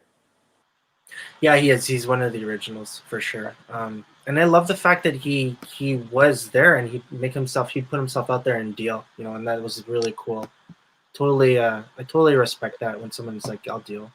He's very like, and like Steve did that a lot too, and I really respected that because there's people that go and it's just like they become the managers and it's no, it's not policy for me to do that or whatever. Like it's an excuse, whatever. But even if like you're in a training room or something, it's like you want to show like you want to show the next generation something, right? Like I think you should put yourself out there and do that because for me it's like, yeah, I suck at a lot of games, but I'm gonna put myself out there because I'm gonna show you. Even if you get like 2% of like what I know. Hopefully that'll help you. And you get 2% off of everybody else with all this experience. Yeah, I'm hoping that makes you a better dealer. So that's right. Matt, I was just like, Warren, I trained that guy, and it's just like, and he's asking for these stick calls, and I see the stick calls, and it's cool. It's like, but Warren, I want Warren to like be creative, and that's kind of what I tell my students. Like, John, you say it's like it's just on the cuff stuff that's the funniest things, right? And it's cool. Like we can just go off of like a script and say all this stuff, but you want to be creative, like make up your own calls, and like I listen to music and I think about like lyrics and stuff, and anything that works, any numbers I find, I'll use them. So I remember the 300 push now. It was two in the very front, and then 3, and then 4, or 3 and then 5, and then it went back to 3 and 2 and 1. Okay, I remember now. Okay, That sounds terrifying. no, it wasn't that hard. It was once you got it, it was like that's easy. Yes, I'll never forget that push. I'll never forget the time you did that. And me, I'm just like this little kid. Wow, look at this, so amazing. Just like learning stuff like that. I remember like I think it was Nathan. Nathan had like the coolest 200 push because it was like 3, 4, and 3, and he would just push it out. And I'd be like, man, like my hands don't even. He had huge hands. Yeah, his hands were enormous. He was like a black guy, big black guy playing basketball. Yeah. John, do you have any additional questions for Quan? So I haven't. Okay, Quan. So we've heard you talk. Your opinions on roulettes, craps. What are your thoughts on Pai Gow? Because I know you also dealt that too. And that's a cool game. What do you mean? What are my thoughts on Pai Gow? Like, did you like it? I mean, oh yeah, it was a fun game to deal. When it was great. There's a lot of action. It was always a landslide towards the dealer though. It was just didn't matter what. It was I don't know what it was. It was like I don't think the rules were that skewed, in the house advantage, but always seemed to like just was like just give me your money and leave. Yeah. It was bad. It's like I never had like a really really long game of Pai Gow. So, but it was fun. I mean, like the best part of it was you had somebody sitting right next to you dealing, right? That was fun. That was the best part. I think, like to your point, I think all the best games to deal, there was someone on the game dealing with you. Like roulette, craps, Pai Gow. So I remember when I first came here and I saw Sick Boat, someone told me, yeah, that's Canadian craps. I was like, no, it isn't. You know what I mean? Like where there's someone else to have a laugh with and a joke with. All the ones like, oh my God, you were just dealing on your own, just get monotonous. Eh? Yeah, Sick Boat. We were always so mad whenever you got scheduled on Sick Boat. You're like, fuck, just steaming, right? Yeah, John, you never got to experience that. I remember I had a day shift and it was Sick Bow and Red Dog, and it was by far like the worst thing I've ever dealt with. The best combination ever, hey? Yeah. Red Dog. So yeah, and it's 6 o'clock, and then the pit manager comes. He's like, "Hey, did you want to do a double tonight?" I'm like, "Oh yeah, please, just one more hour, and then I can just deal some blackjack and get out of here." And he puts me on the same rotation. And I was like, so it was a double Sick Bow and Red Dog. And John, I remember you talked about you being on like the roulette table and you were just like counting like the stripes. Was it the stripes on the wall? Stripes on the wallpaper, yeah. I'm standing on Sick Bow and I'm looking at the pit, and it's the Caribbean pit. Well, and the Red Dog's there, but Caribbean's over there. And I was just like standing and I was just counting the number of times the Caribbean stud poker sign spun in my shift. And then the next hour I was there, I wanted to see if it would like beat the number of rotations. So. Yeah, unforgettable. Perfect time. Go ahead, John. No, I was just saying, like, Okay. Yeah, I was fortunate. Like I said, I dealt blackjack for like, I think 15, 20 minutes. I think I dealt roulette maybe 3 shifts. this was funny. So my first shift in Palace Casino, so go on and they're like, okay, John, you're on roulette. So I went on roulette. And when I was trained, you span the ball and you change the direction of the wheel, and then you change the direction of the spin every spin, right? And I was doing that for about 30 minutes, and nobody said not to, even the pit boss. So anyway, she eventually comes over to me and she's like, "Oh my God, what are you doing?" I'm like, "I'm about to spin the ball." She's like, "The same way as the wheel. What are you thinking?" I'm like, "No, the other way." She's like, "You can't do that." I said, "I've been doing it for 30 minutes. And she's like, "Well, don't do it again." So, but nobody noticed. Nobody told me. I was like, "All right, just spin it the same way." It was so funny.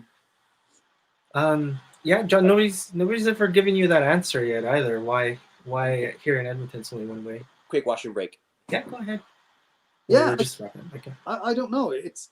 I'm sure it doesn't make a difference, but I mean, it was just why like everywhere. I don't know anybody's on the. If there's anybody left on this call, There's 13 people that that can stand us right now. So that's great. just, like I was just saying to Jay earlier, probably you've said it before, that you could always recognize the new Canadian dealers on the ship from Edmonton. As soon as they got on roulette, it was like one spin, next spin was no spin, because you're like clank, clank, clank, no spin. Yeah, it's just funny. They could just crush it one way, and then the other way is just like, oh. I mean, it's something new to them. Well, yeah. Oh, and the other thing is like I came from Palace, and the only roulette that I had, well, I think there's only 2 tables at the time before I went on the ships, and there was no left-handed wheel. Like at Baccarat, there was a left-handed one, so everyone was like, they were good, some really good dealers with the left, but me, I was always just right in one way.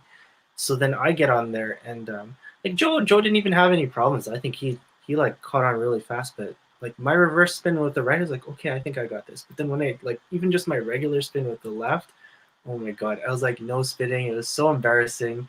I had to like stop the wheel and everything, and yeah, it was just.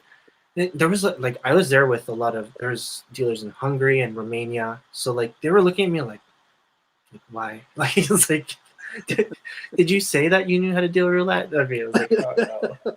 How did you get on this ship? Yeah, exactly. It was so funny. Oh, you know what? I'll say one thing. Because we talked about Sean, and like for me, Sean is a trainer. There's one thing that Sean did. He picked up the dice with a stick, and at that point, once he did that, and like he did a full orbit, I was like, huh, that's insane. Like it was crazy. I go on the ships, and I was just like, I need to learn this technique, right? Like it's like some sort of like kung fu type of like it's a martial art that I need to learn. But I went on there, and I just took a video of it today actually because I was at the Yellowhead and I was doing some training videos. But I actually did pick up the dice with a stick, and it was someone from Russia that showed me. And if there's anything that I will take from like my time on the ships, like it was just that, and the fact that doesn't mean anything. But one time I was in Grand Prairie, I went to like cover because I was the boxman there. I introduced the game like permanently before it was taken out, and I got on stick and I actually picked up the dice and I handed it to a player and he rolled a 7 winner too. So it was like, I mean, like, yeah, I'll take that for the ships. And it was just such a cool thing that I did. And it's funny, like I came back and I showed that and I'm like, wow, that's cool. And I was just like, what do you mean that's cool? Like Sean knows how to do this already. So it's like, we talk about art, right? So I remember when I was sometimes when I was just being a jerk and people were annoying me on the table, I used to throw the dice off the table with a stick. Just let's flick them off and just like, oh, sorry, it's just an accident. Just like, I just need a break from these people. I did. Just go and find the dice. And, oh, there they go. I'll get them, and then you just take off. I did that too, actually. I did. I'd take one, and it would just be like hockey, where you would do a wrist start, and I'd take it out, and yeah. There's a couple times if it was someone I didn't like. Oh, I'm sorry. I don't want to actually do that. Like say confessions time, but that's kind of something that I did. My brother's still watching. Sorry. The other thing, there's the other story that Lars actually brought up about Tony when Tony was just warning the guy about the dice being thrown too high. That's true. the guy was throwing the dice and he was just like, whatever, man. Like, and he still rolled them like above eye level. And to see Tony like hit the dice with the stick out of midair and see the dice just drop to the ground and him say, no, roll. It was just insane. I was like, what the heck?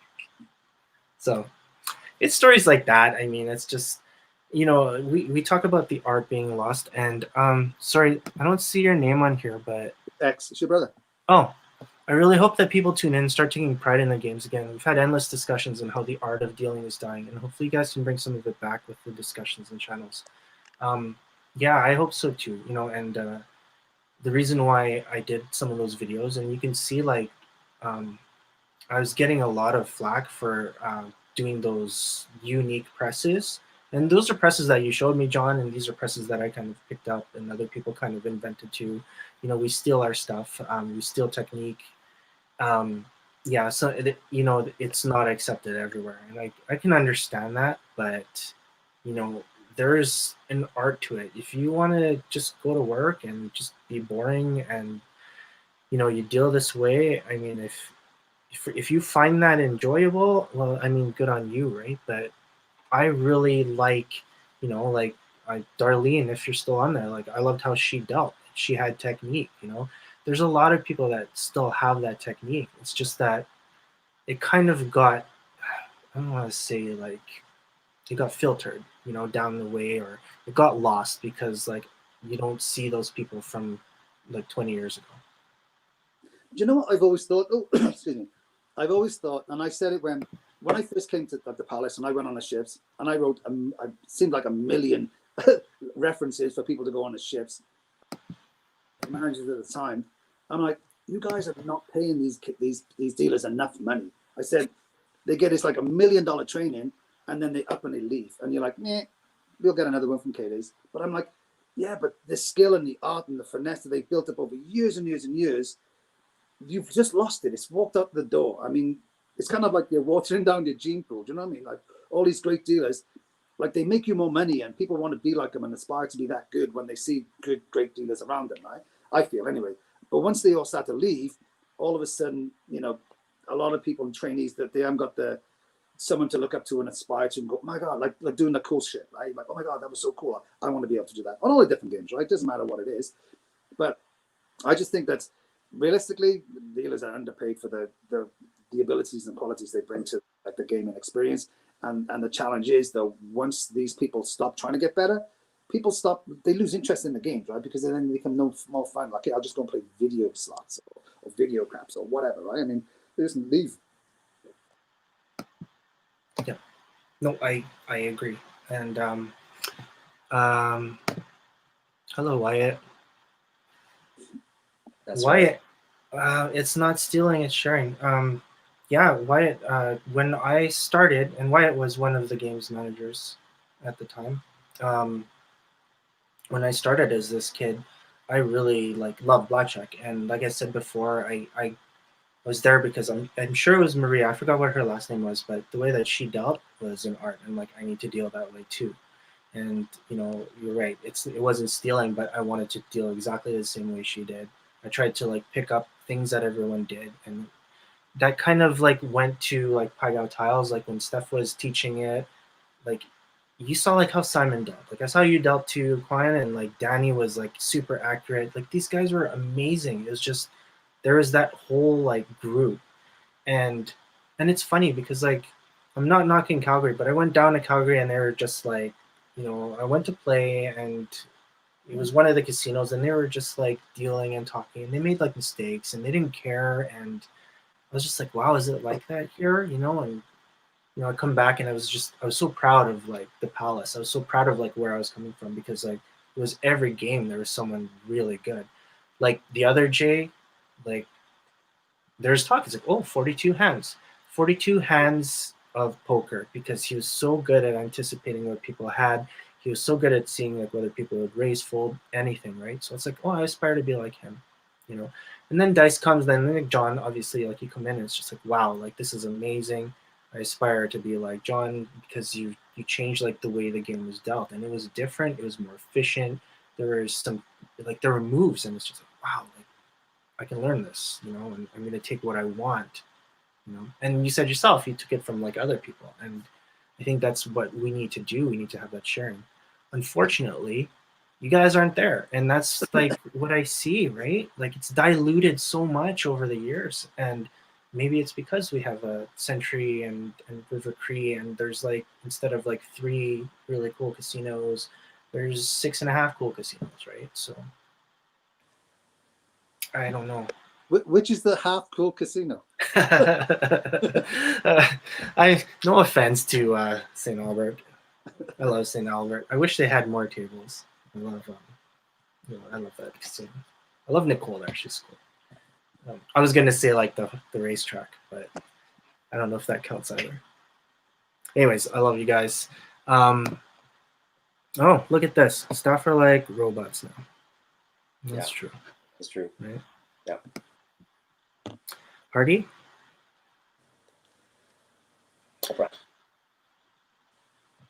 Paul Brown was a great dealer to watch as well. Are you talking about the Hardy family? I think you are. Samantha Hardy was my trainer, so yeah. See, pride in doing what you do, and I think that the two of you kind of agree with me. I think that needs to get brought back into brought back into the industry. It's kind of there, but not to the extent that like I saw it from a while ago. I mean, like if to Quan's point earlier, how many dealers do you think today would go on their break to practice a game? Do you know what I mean? From the level of the quality. I mean, I don't go to casinos too much anymore because I go in and I'm like, oh my god, these people are like. I'm not trying to say all of them, but I mean, the game doesn't seem to be. Any of these games don't seem to be like, oh, I should play this. This looks like fun. It's just these guys like, oh my god, it's just like one foot in the grave and they're just plodding it out. I'm like, but I don't know if anybody would do that today, like what Quan did. You know, like, and I'm sure there's probably other dealers too that were like, hey, let's go over here and let's practice this speed test and stuff like that, right? Yeah, I think it has to do with age as well too, right? Because last time I was back and working at the casino, everybody was well over 40. So once you're past like say 45, most people lose that competitive edge, right? Whereas we're back in the day, we were all young, 20 something, like early 20s, maybe the oldest was like early 30s. We all still have that competitive edge, right? We all want to be better, but once you reach a certain age, it just goes away. Most for most people. I'm not saying everybody. That's just the way. That's just reality, right? no, you're right. I said when one of those videos with Jay and I were chatting, and I said we were just talking about craps, and I said I found it like it was really hard to get good, but it was really really hard to stay good because you know what I mean, like to continue practicing and to kind of to your point, you get to a point some dealers will be like, I don't get paid anymore for doing this any better. Why should I bother? So they're still going to make their whatever their hourly wages and however the tips are, and and then you're just kind of like progressing down and like, well, if you get to that point, I mean, for me, I was like, okay, maybe I don't want to do this anymore because my life had changed the situations and I just wanted to get out of the business and working nights, and I didn't really see my career progressing too much. But while I was dealing, I always tried to deal it as well as I could, and a lot of it, I think, when I came to the Palace, that was the really cool thing about it is there was tons of people who had the same attitude as I had. All the games they dealt with as best as they could and tried to get better, right? Especially craps because it was relatively new. Right? Mm-hmm. No, yeah, that's right. Marie Hardy, yeah. She had the school, which was really cool, and that's where I learned blackjack from. And went to high school with her daughter Sam, and Sam was a very good dealer as well. And that whole family, man, they were amazing, and there was a lot of pride. There's a lot of legacy too, because there's so many families out there like Van Beek and like the Seminiks. Like there's so many really good like family lines. I mean, like the Maleshkos, like Helen, like Triple Generation. I mean, there's so many. There's such a good history, and like all of this knowledge passed down, and like I really want to like preserve that. And I just in my mind, I feel like it's lost. And then in hindsight, I'm really glad that I that I brought this out, John. Like I know like we sat on it for like a week, but I'm really glad that I brought out this group, and I'm hoping it grows, and I'm hoping it's it's I'm hoping everyone is very like like good about being in this group. Like it's more about like the positives, and it's about helping each other out. It's about showing like like this is what I do, and like this is what I do now, and it's about sharing that information as well. Like just being having that trust in the community, right? So because I have a lot of trust for the people that I worked with before. So yeah. Oh, Nicole Worrell. Nicholas. Cool. My God, there's a blast from the past. Yeah. Same year as me. Yeah. And there's another legacy, right? So the Worrell legacy. The Farians. There's another legacy. So Yeah, when I came into the Palace, that was my first experience of Edmonton casinos. I didn't work anywhere else in Edmonton apart from actually in anywhere in Canada apart from the Palace, and I was amazed as like how like interbred everybody was like, oh yeah, they're related to this one, they're related to this one. Oh, this is their cousin. I was like, my God, it's like 4 families. You know what I mean? Like And by the way, I loved Quan's mum. I loved Connie. She was awesome. well, I absolutely adored that woman. She was so much fun. yeah, Quan, maybe we can get her on the channel.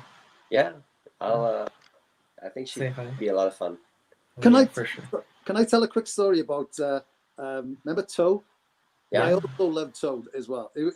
He's the only person I ever met who actually fought on both sides of the Vietnam War. but that's not the story. But this is a story. So when I went on days, we all know Toe always booked days, always with Pai Gow. I think he always had like last break. But he when I was there, I'd see Tom again change, and he'd be like, I'd be like, hey, Toe, how are you? And he's like, oh, good, good, good. And how are you? I'm like, oh, good, good, good, good. And we do this every day, and it's the same thing. One day he turns around to me, and I said to him, man, I'm so hungover.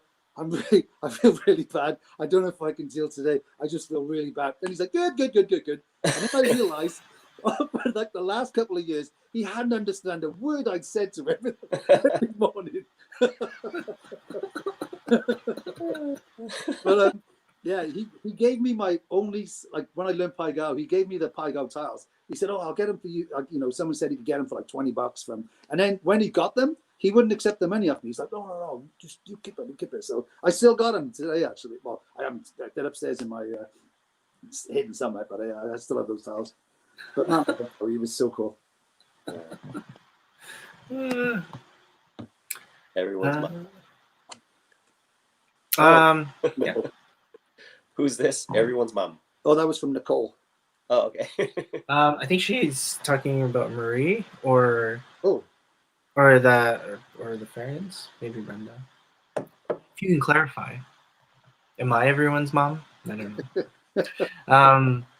That's an insult. Everyone's I love mom. you, Nicole. Nepotism was a good thing at the Palace.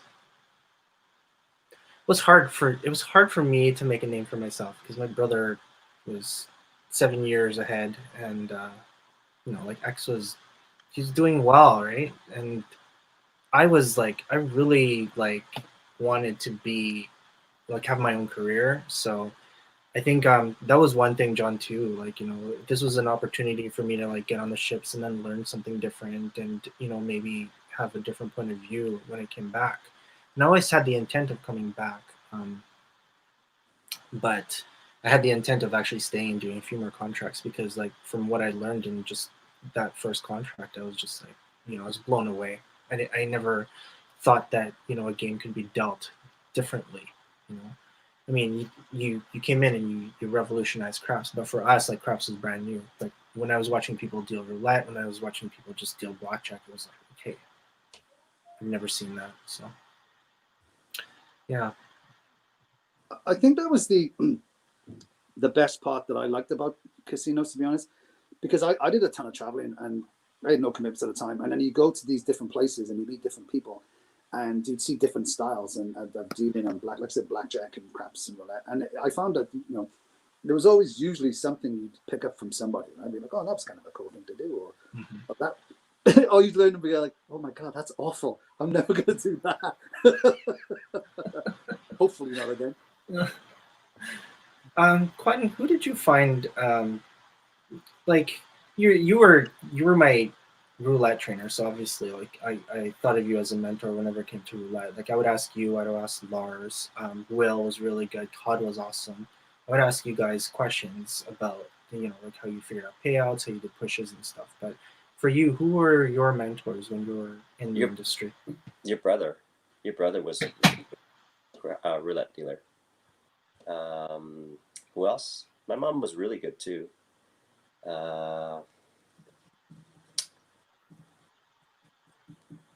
Anybody else? I mean, everyone was pretty good, Mhm. but yeah, definitely like the older generation, like your brother, my mom. Who else was really good? Shirley was really good. So yeah, just just watch them learn. Yeah. No, for sure. Those are some really good people. I didn't get to see my brother deal. Like he was like a super when I started. I saw him at K Days a couple times. He was really good. So Yeah, super it, smooth.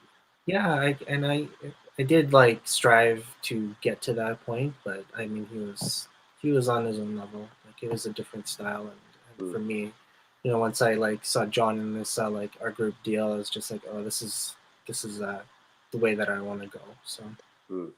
we were loud, loud, and let's go for it. Like there's a drive to be better, and we used to compete against others within our own casino. Eventually, grew to pride between casinos. It's true. It's true. Who's that? Heath, Heath? Heath Clegg. Oh, Heath. Wow, long time no see. Yeah. Wyatt, if you want to have an interview, um, let me know because I know you have a lot of experience and stories. It would be nice to have you on the channel to do an on break with segment. So, uh-oh. We got 10 more minutes here. The more people that care, the more people that will start caring more. I think that's what happened in the 90s. We all fed off of each other. There's a bit more cynicism these days. Obviously, my experience is limited. Um, that's Michelle. And yeah, I agree with you. I think one other point was it's just the way that like this city kind of evolved as well, just because of the fact that when I started, it was like $6 something an hour, and tips were $6 something an hour. So like, when we talk about money and stuff, like for me as like, I was in university, I was like, wow, this is awesome. Like I'm making double minimum wage. Of course I'm gonna work there, right? But like, Costco comes around and they start paying everybody like $12 an hour. And if I'm like a university student, it's like, well, I think the hours are better, then I'm gonna do something like that. And what I did see was just like a lot less of the students. Because like when I started, I remember Quan, like there was a lot of people like in school, and they'd be like on break studying and stuff, like myself included. And then like like when I came back in like 2003, it was different. Like it was already different. And then like there was a recession, and then like the casinos, like there was more casinos that were added, and then there's just I think that like the market got oversaturated as well, and we didn't have as much talent, and you can say it's part of training, but I don't think so. Like you can have like the best trainers there, but like the trainers before me were great. I still like I have a lot of respect for like Kevin when Kevin was like doing the training. Like he's great. He's great at like explaining. He's really good at um, you know, giving everybody like the materials that they needed in order to succeed. But it's not his fault. It was just the way the economy was, and it's unfortunate, right? Mm. Yeah. So here's a thought, because I'm not in casinos anymore anyway. What would entice students back into casinos? Because like right now, there's obviously like a big push for a lot of businesses. Like I work for ATB, so and where they do a lot of like they really want to get like students to come in because like there's a huge talent pool for potential for whatever, right? For them to be all different positions and all different roles. But what would casinos need to do to kind of get these people? You know, like if you think they come out, they got all of a sudden you've got a degree in whatever to stay and trying to like continue in a career as you know, in a casino, or is it just a stopgap?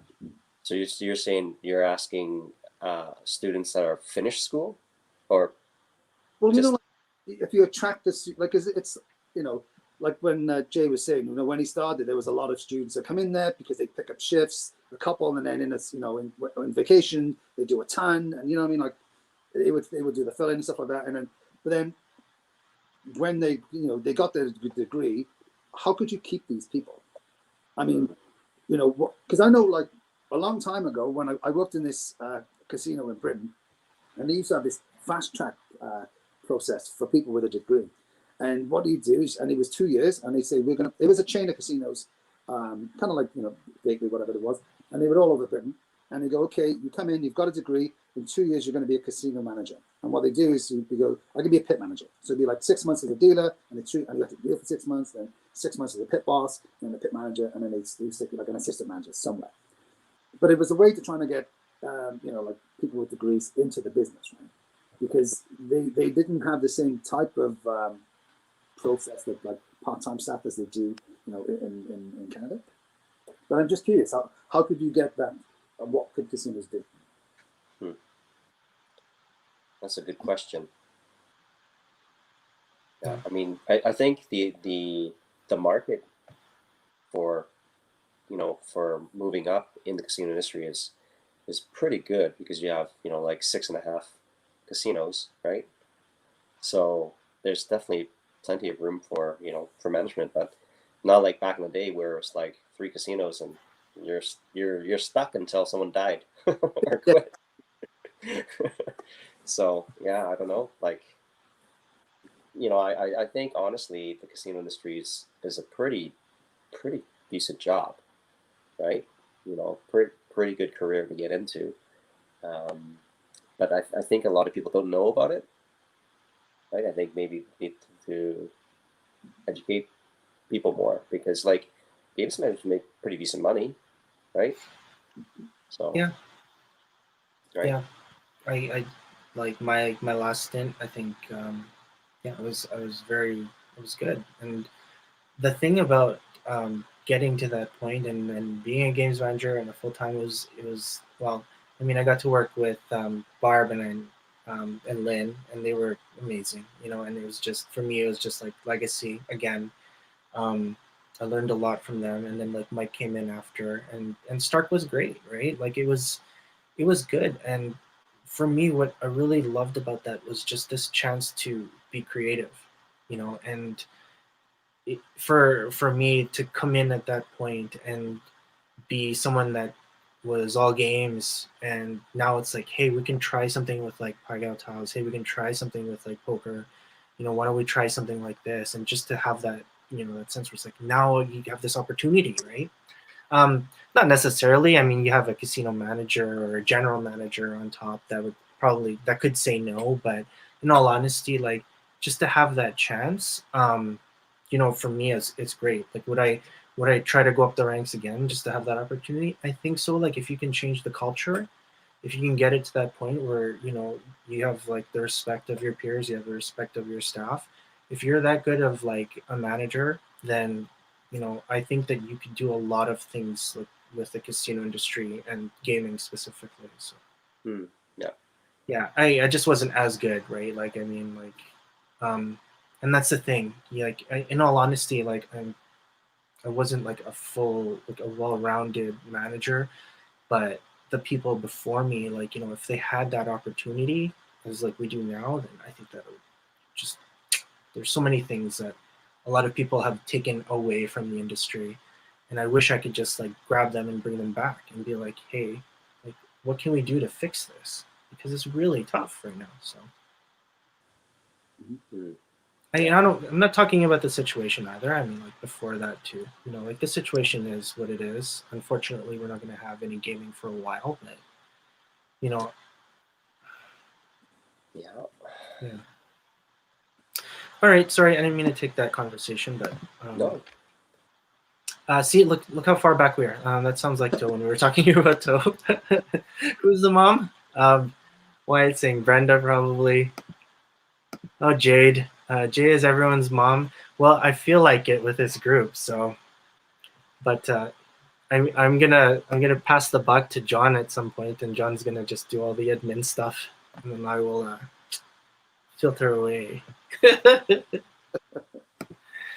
100% regarding traveling, John. Alex and I learned a ton about dealing poker from dealing a few short cruises with card player cruises. Yeah, I heard about that when Alex and Michelle went. I mean, like, what an opportunity that is to like go out and like. I bet you guys met like so many cool people too there. Um, there's an art with poker. Honestly, like I've seen so many. I don't say moves, but I've seen like some amazing dealers. Even Michelle, here, that was, I think, one of the best that I've seen. yeah. For sure. She loved that. She loved poker for sure. Yeah. She was good at it. Yeah, Michelle was great. Even in Grand Prairie, I worked with a guy. I think he went to Calgary. His name was Matt Ozone. Ooh, that guy, like when he dealt poker, I was just like, wow. I couldn't just stop. Like I had to watch him. I had to be like, wow, this is amazing just to see that. So there's 925 members in that casino industry in Canada in 2 days. That is insane. Insane. Yeah, That's great. that was. Yeah, and I really am looking forward to. And this is the thing, like John, we talked about this before I get to Wyatt's comment here.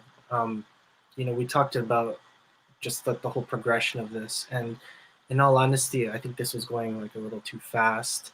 I really wanted it. I wanted to time this better so that we would get to a point where we could actually have a summit, and we call it a reunion, but I have some really cool ideas about making it like ridiculously awesome. So unfortunately, what happens with groups is that a lot of people will jump in, and then it's going to be like a lot of activity and whatnot, but then we'll probably fall off.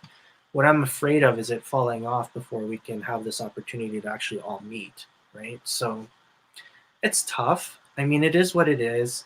I didn't think like because I think John, like we started, it was just you and I, and then like we added. Well, I had Mike, and Mike eventually came on, but then I added like a couple more people, and then like I think it was Warren that actually started the spark, and he started like adding some people, and then those people started adding people, and it just snowballed from there. And I was like, oh no, this is insane. Arden was like talking to me today, and he's like, I think I added like 100 people today. I'm like, oh my god. So, I mean, I'm not upset, but I really was like, I was envisioning us actually having like a physical meet together. I don't want to do like a Zoom thing where, hey, this is like a nice Zoom reunion, and then that's it, right? Like, these stories are great, but I wanted it to be paced, like before we like kind of stretched out. And I have this feeling it's gonna go like west to Vancouver because I did add some Vancouver people because Quan and I got the chance to bring Pygao to Vancouver, which was super cool. I'll never I'll never forget that. It was so cool just to like get like our game there and have it go to Vancouver. Like it came from Alberta, right? So, well, in Australia too. But anyways, yeah, I'm rambling too much. Sorry. X was a great dealer. He was. I mean, I tease my brother all the time, but yeah, he was a very smooth dealer. I remember being 18 years old and going on the craps table and watching him for the first time, and I was in awe. He was definitely one of the people that I looked up to. So yeah, X says Peter Wong was slick. I got to deal with him at 18. Man, that must have been so cool. I talk about Peter. He's got some great stories. Guys, I've got to jump off at at 10 o'clock. I think. Yeah. We've been chatting for 2 hours. It's been great seeing you, Quan, by the way. Yeah, you too. Yeah. All right, so we'll just go through the last ones here. Well, there's quite a few actually, but we'll go through those. Thanks, John. We went over another hour again. I'm so sorry. I told you we need a time limit because I will just ramble on for hours. Like, because I'm so going to say, Jay, man, we need to structure this more because I just be like, oh my god, remember this? And I just something, like Quan said something, and his mum come up, and I'm like, oh, remember his mum, and I'll just ramble on for hours, and I need to be like, someone needs to pull the plug and just like kick me off. But no, it's been great catching up with everybody, and hopefully more people sign up for your channel, and in the next week maybe we'll have 200. You'll have 200 subscribers. Oh God, Right. it's And yeah. you have to Thank you. give away a jacket then next week. Maybe. So it's not about that, but thank you, John. Okay, take it easy, guys. Great talking to you all. Take care. Quan, you have time? We're gonna. Sure, I got a minute. These people are here for you.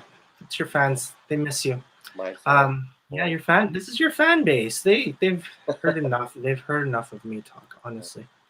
Daryl Ferber, great to see you folks. Man, I love Daryl. He's awesome. Yeah, great guy. I love his stories, man. He's got some good ship stories too. So sometime in the future, no, that'd be great, Wyatt. You can always message me on the group, and I will definitely book a time. I do have some surprises coming up too, so in the future it'd be great. But again, if you want to do a one-on-one, you're free to do that as well. But What's that? it's cool. If you want to do a one-on-one, we can do a one-on-one as well. Apart from this is a live stream, obviously, but Yeah. yeah. Susan Mission, I love working at the casino. We make great money. Costco was no contest. Well, yeah, I agree. I didn't end up going. I stayed pat too. I loved my time as a dealer, and I loved my time in the suit. It was great. I have no idea why someone would pick Costco over the casino. Well, I mean, the university students at the time would do that just because of the hours. Because yeah.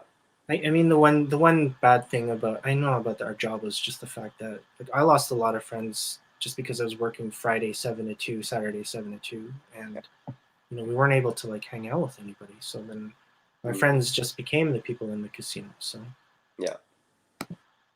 Oh yeah, there it is. The hours aren't great for students now. Is working 2 a.m. is not great. Yeah, it isn't great. Yeah, that's why I wasn't very good at my school. Casinos have moved from tables to slots, or need to be moved back to tables to increase the need for more dealers. Yeah, that's so true because I remember ABS having 30 tables. I remember that was a lot. 30, 31 tables. Like all the big casinos were having that, and then I do remember like Quan, after you left, there was just massive staffing issues. Couldn't even get like full training courses. Yeah, it's definitely a lost art for sure, right? I mean, everything's like you said, it's going to slot machines, and that's just where the profits are, right? So, but Alex said, I would come back to industry if you had more control of what can be done in the casino and also pay properly. Vegas casinos are competitive in pay. Yeah. Jesus, 100K. Jeez, that would be something special. Yeah. I did an interview with Heather Ferris, and she's from Vegas Aces. She does some free training, so she provides all these modules. And I used her before. Well, not used her. I used her as like her material before, and it helped a lot of new students. But she said the Cosmo was like 100,000. So that's insane, right? That's insane. As a as a manager, supervisor, is she talking about like pit bosses? Talking about like no, a dealer. Wow. Because you're talking about tips, right? Like I mean, their tips are pretty crazy. The thing though with the Cosmo right now is they're getting a lot of backlash for just their procedures with regards to COVID. So the Win is doing an exceptional job. This is what I've been hearing. So I think it's just because the city has said, go at her, do your own thing, whatever works. Why my university is great as the shifts were 4 to 12. Yeah. Back in the day, right? So was that every day, Quan? What's that? Was that every day, 4 to 12? No, I think remember No, we had day shifts. Hmm. They were, I believe they started at like 11 or 12, 12 to 6, and then 6 till Yeah. midnight, whatever it was, and that was it, Yeah. right? So, yeah, because they were like 7-hour days or whatever it was.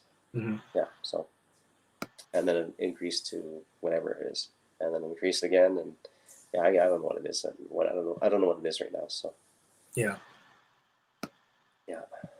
It's late, Wyatt. It's okay. The casinos need to realize the dealers aren't just a number, but more skilled and more passionate ones should be compensated or respected more. Yeah. Oh man, we got a lot of smart people here. Like, absolutely, right? Like, I don't know. You know, Quan, the one thing that I've noticed is that I think I'm one of 3 all game dealers right now Wow. at my casino, which is crazy, right? Like, when does that ever happen? Like, I remember like wanting to be in all games, and not everybody wants to anymore. So, Yeah. Yeah, White's right. Need a swing shift, right? mhm. Swing shift, you get get some of the younger people in and grow from there, right? So, but hey, I don't know. Maybe the higher ups just they see it differently. I think more machines, right? More, what do you call it? Consistent revenue, less mistakes, less errors, right? Less, you don't need the manpower, Right. right? So I think that's the way it's going. So I don't know, unless something changes. Starlight New West hires loads of students by going to job fairs. However, they're limited. Um, On hours they can work, yeah. oh, Nicole. Yeah, Nicole. I love Starlight. Starlight is one of my favorite casinos there in BC, and that's where I got to bring craps in. That group, oh my god, they're so cool. One of my favorite places. For me, what I loved about that environment, and when I went to BC and I did that training, was the people were there. It was just, it felt like how it was, Quan, when like you and I were working, just like the whole like family concept. They had the management team at the time, like they would come in and they'd take photos, and they'd share these photos, and the photos would just be on the walls and everything. It was just so positive when I went there. At the period of time that I went there, I was just super happy with like my time there. Um, the only one thing, the bad thing, was that they actually kept me at Langley, so I had to drive from Langley to New West when I was doing this training, and it was like 40 minutes. And like for me, like I don't want to say I'm like a stereotype, but I'm terrible. Like if I'm doing like a drive like that, it's incredible. Like I'm stuck in traffic. I don't know. Like just when you don't know where you're going, it's like, oh my god, I'm a terrible, terrible driver. uh, Gerald, I'll test out working in casinos again in 3 years. Yeah, yeah. Well, That's probably when we'll be called back to work. So. Jesus. All right. Retirement age already. Yikes. uh, I yeah, I just, it's hard. Like I just don't understand. It's like how are we going to continue from this point? It's gonna be a long road. So yeah. Yeah. So when do you Wow. guys see casinos opening up again? Well, I mean the slots are open and that's kind of maintaining. For me, what I see is like well into next year, honestly. Unless there's some force where it's like we need to get this phase out. Like if we need to get phase 3 out, then obviously there's protocols and everything, and like my time there, I think my casino's doing a great job with their protocols. You get screened. There's social distancing.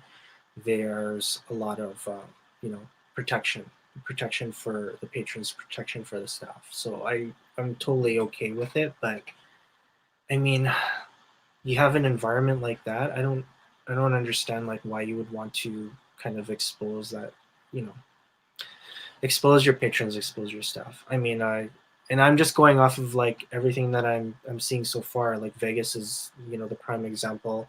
I'm part of another group, and that group just constantly talks, and it's a bunch of staff, and like the ones that are back to work are having a hard time. Hmm. and they are scared. And you know, like you do have a right to be scared. It's like if you feel uncomfortable in your work environment, it's like, well, Yeah. you know, you can't just grin and bear it. You know, like it shouldn't be like that. Yeah. Yeah. Casinos would have to adjust their scheduling to accommodate students while they're in school. Once they're in the business, the chances of them staying after they earn their degree increases. Yeah, Hmm. yeah, and it's hard, like for me to think of. It's like, okay, well, how can we do that where it benefits both sides, right? So Hmm. I think that's like one of the biggest issues about the industry. How can you find that balance? For me, like I said, Quan, like I think my long term goal, like if I was to be a part of like the industry, was to actually have the casino as part of a course like UNLV, but to have it at like NATE, because there's like so many things that you can like take from it, like the whole management aspect. Hmm. I mean, I was just lucky because like, you know, like my career, I got to do like food and beverage, I got to do human resources, I got to do training, and then like gaming. Like it was so cool that I got to like try all of these different things. Yeah. um, you know, but if you actually like have that training for somebody, like can you imagine like, you know, what avenue they can take and what opportunities they can have? Like Yeah. ideally you want them with you, but you can Yeah. have somebody super talented. Yeah. Yeah. It's definitely a skill you can have, you know, to that can take you anywhere around the world, right? Yeah, Because you know, it's a specific set of skills, but it's in every country pretty much, yeah, yeah, right? So absolutely. pretty cool. But 5 minutes. Yeah, we'll take a couple more here. So many factors now at casinos have become a business, not a fun place to work. Yeah. Yeah, and take over a cruise ship. Yeah. Uh, all right, so let's finish up here. Oh, Susie! Hi, Susie. Casino is a great place to always come back to. Ships are great and still recommend young people to go. I do. I recommend as well. Yes, definitely. If yeah, that's one thing I didn't get to do, and I wish I would have. I wish I would have gone. Just go. Yeah. Just go. When you're young and you have nothing to tie you down, Mhm. just go even for 6 months, right? It'll Yeah. change your life. Nope, absolutely. I mean, I'll never forget my yeah. I did one contract, but it was amazing. Like, I mean, to go see Alaska, Hawaii, um, Central America. You know, like I got to see Mexico for the first time, and this is me. Like I am just an Alberta kid, and I've only been to like Edmonton. You know, and it's like we never really go anywhere. But you know, I was in Central America. I went to Aruba and then South America. It's incredible, right? Yeah. And here I am, like 21 years old, where it's just like, oh my god, like what the hell am I doing? You know, I got so homesick like the first 4 months. I got seasick and I got homesick, and but still I would never like trade it. Like, the boat trails suck. Yeah, they do. But Yeah. man, like I went to Hawaii. Like I'll never go to Hawaii. I'll probably die in Hawaii, but I think that it's such a great opportunity. And then the people that you meet, and I'm not talking about like relationships or anything. Like wasn't in a relationship, but man, like I got to meet someone in Australia. I got to meet someone in England. I got to meet someone in Hungary. So cool. It's just so cool to like kind of mesh those cultures together. So Yeah, for sure. yeah. Okay, and Wyatt said Friday, Saturday doubles. Yeah, or there's your 12s. That's cool. Wish we could do that again. And our final comment, Keith, it's hard to sanitize the table games with chip movement and player interaction. Yeah, it sounds like it'll be a while before table games are back online. Just play in a wet table. Yeah, underwater, right? It's all just like a whole pool. Sanitary pool, right? Well, that's the thing. I mean, that's like you talk about like transferring and like we have a hard enough time cleaning chips, right? So. Anyways, Quan, this was great. I'm so glad that you got onto the channel. And Yeah, no, it's fun. It was a lot of fun. yeah, Susie, yeah, World Cruise. You're lucky. Started out of Singapore. So true, right? Like, I wish I could go to Singapore, and I think that's the opportunity that a lot of that you can take when you go on the ships. You can go travel the world for free. They pay you, right? So that's what I love about it. Yeah. Like we haven't dealt on what tables before. Yeah, Heath, I understand. Yeah. We should have a pool party, right? And then have our tables there. So anyways, guys, thank you. Thanks everyone for being on the channel. Wow, we went over a lot here. This is supposed to be a 1 hour segment, but we went to 2:15. I'm so glad that you guys hung out with us tonight. Quan, thank you. Sorry, I said it already, but thank you so much for just being a part of this. And I really hope to have you back on again. You know, I wish you all the best. Everyone is so happy to see you. You know, I did kind of tell a couple people about that you were going to be on, and then they were like super excited. So thank you so much, Quan. Yeah, anytime. Okay, and I'll talk to you soon. Thanks, everyone. Have a great evening. Thanks, everybody. Hi, everybody. Bye, everybody. Bye.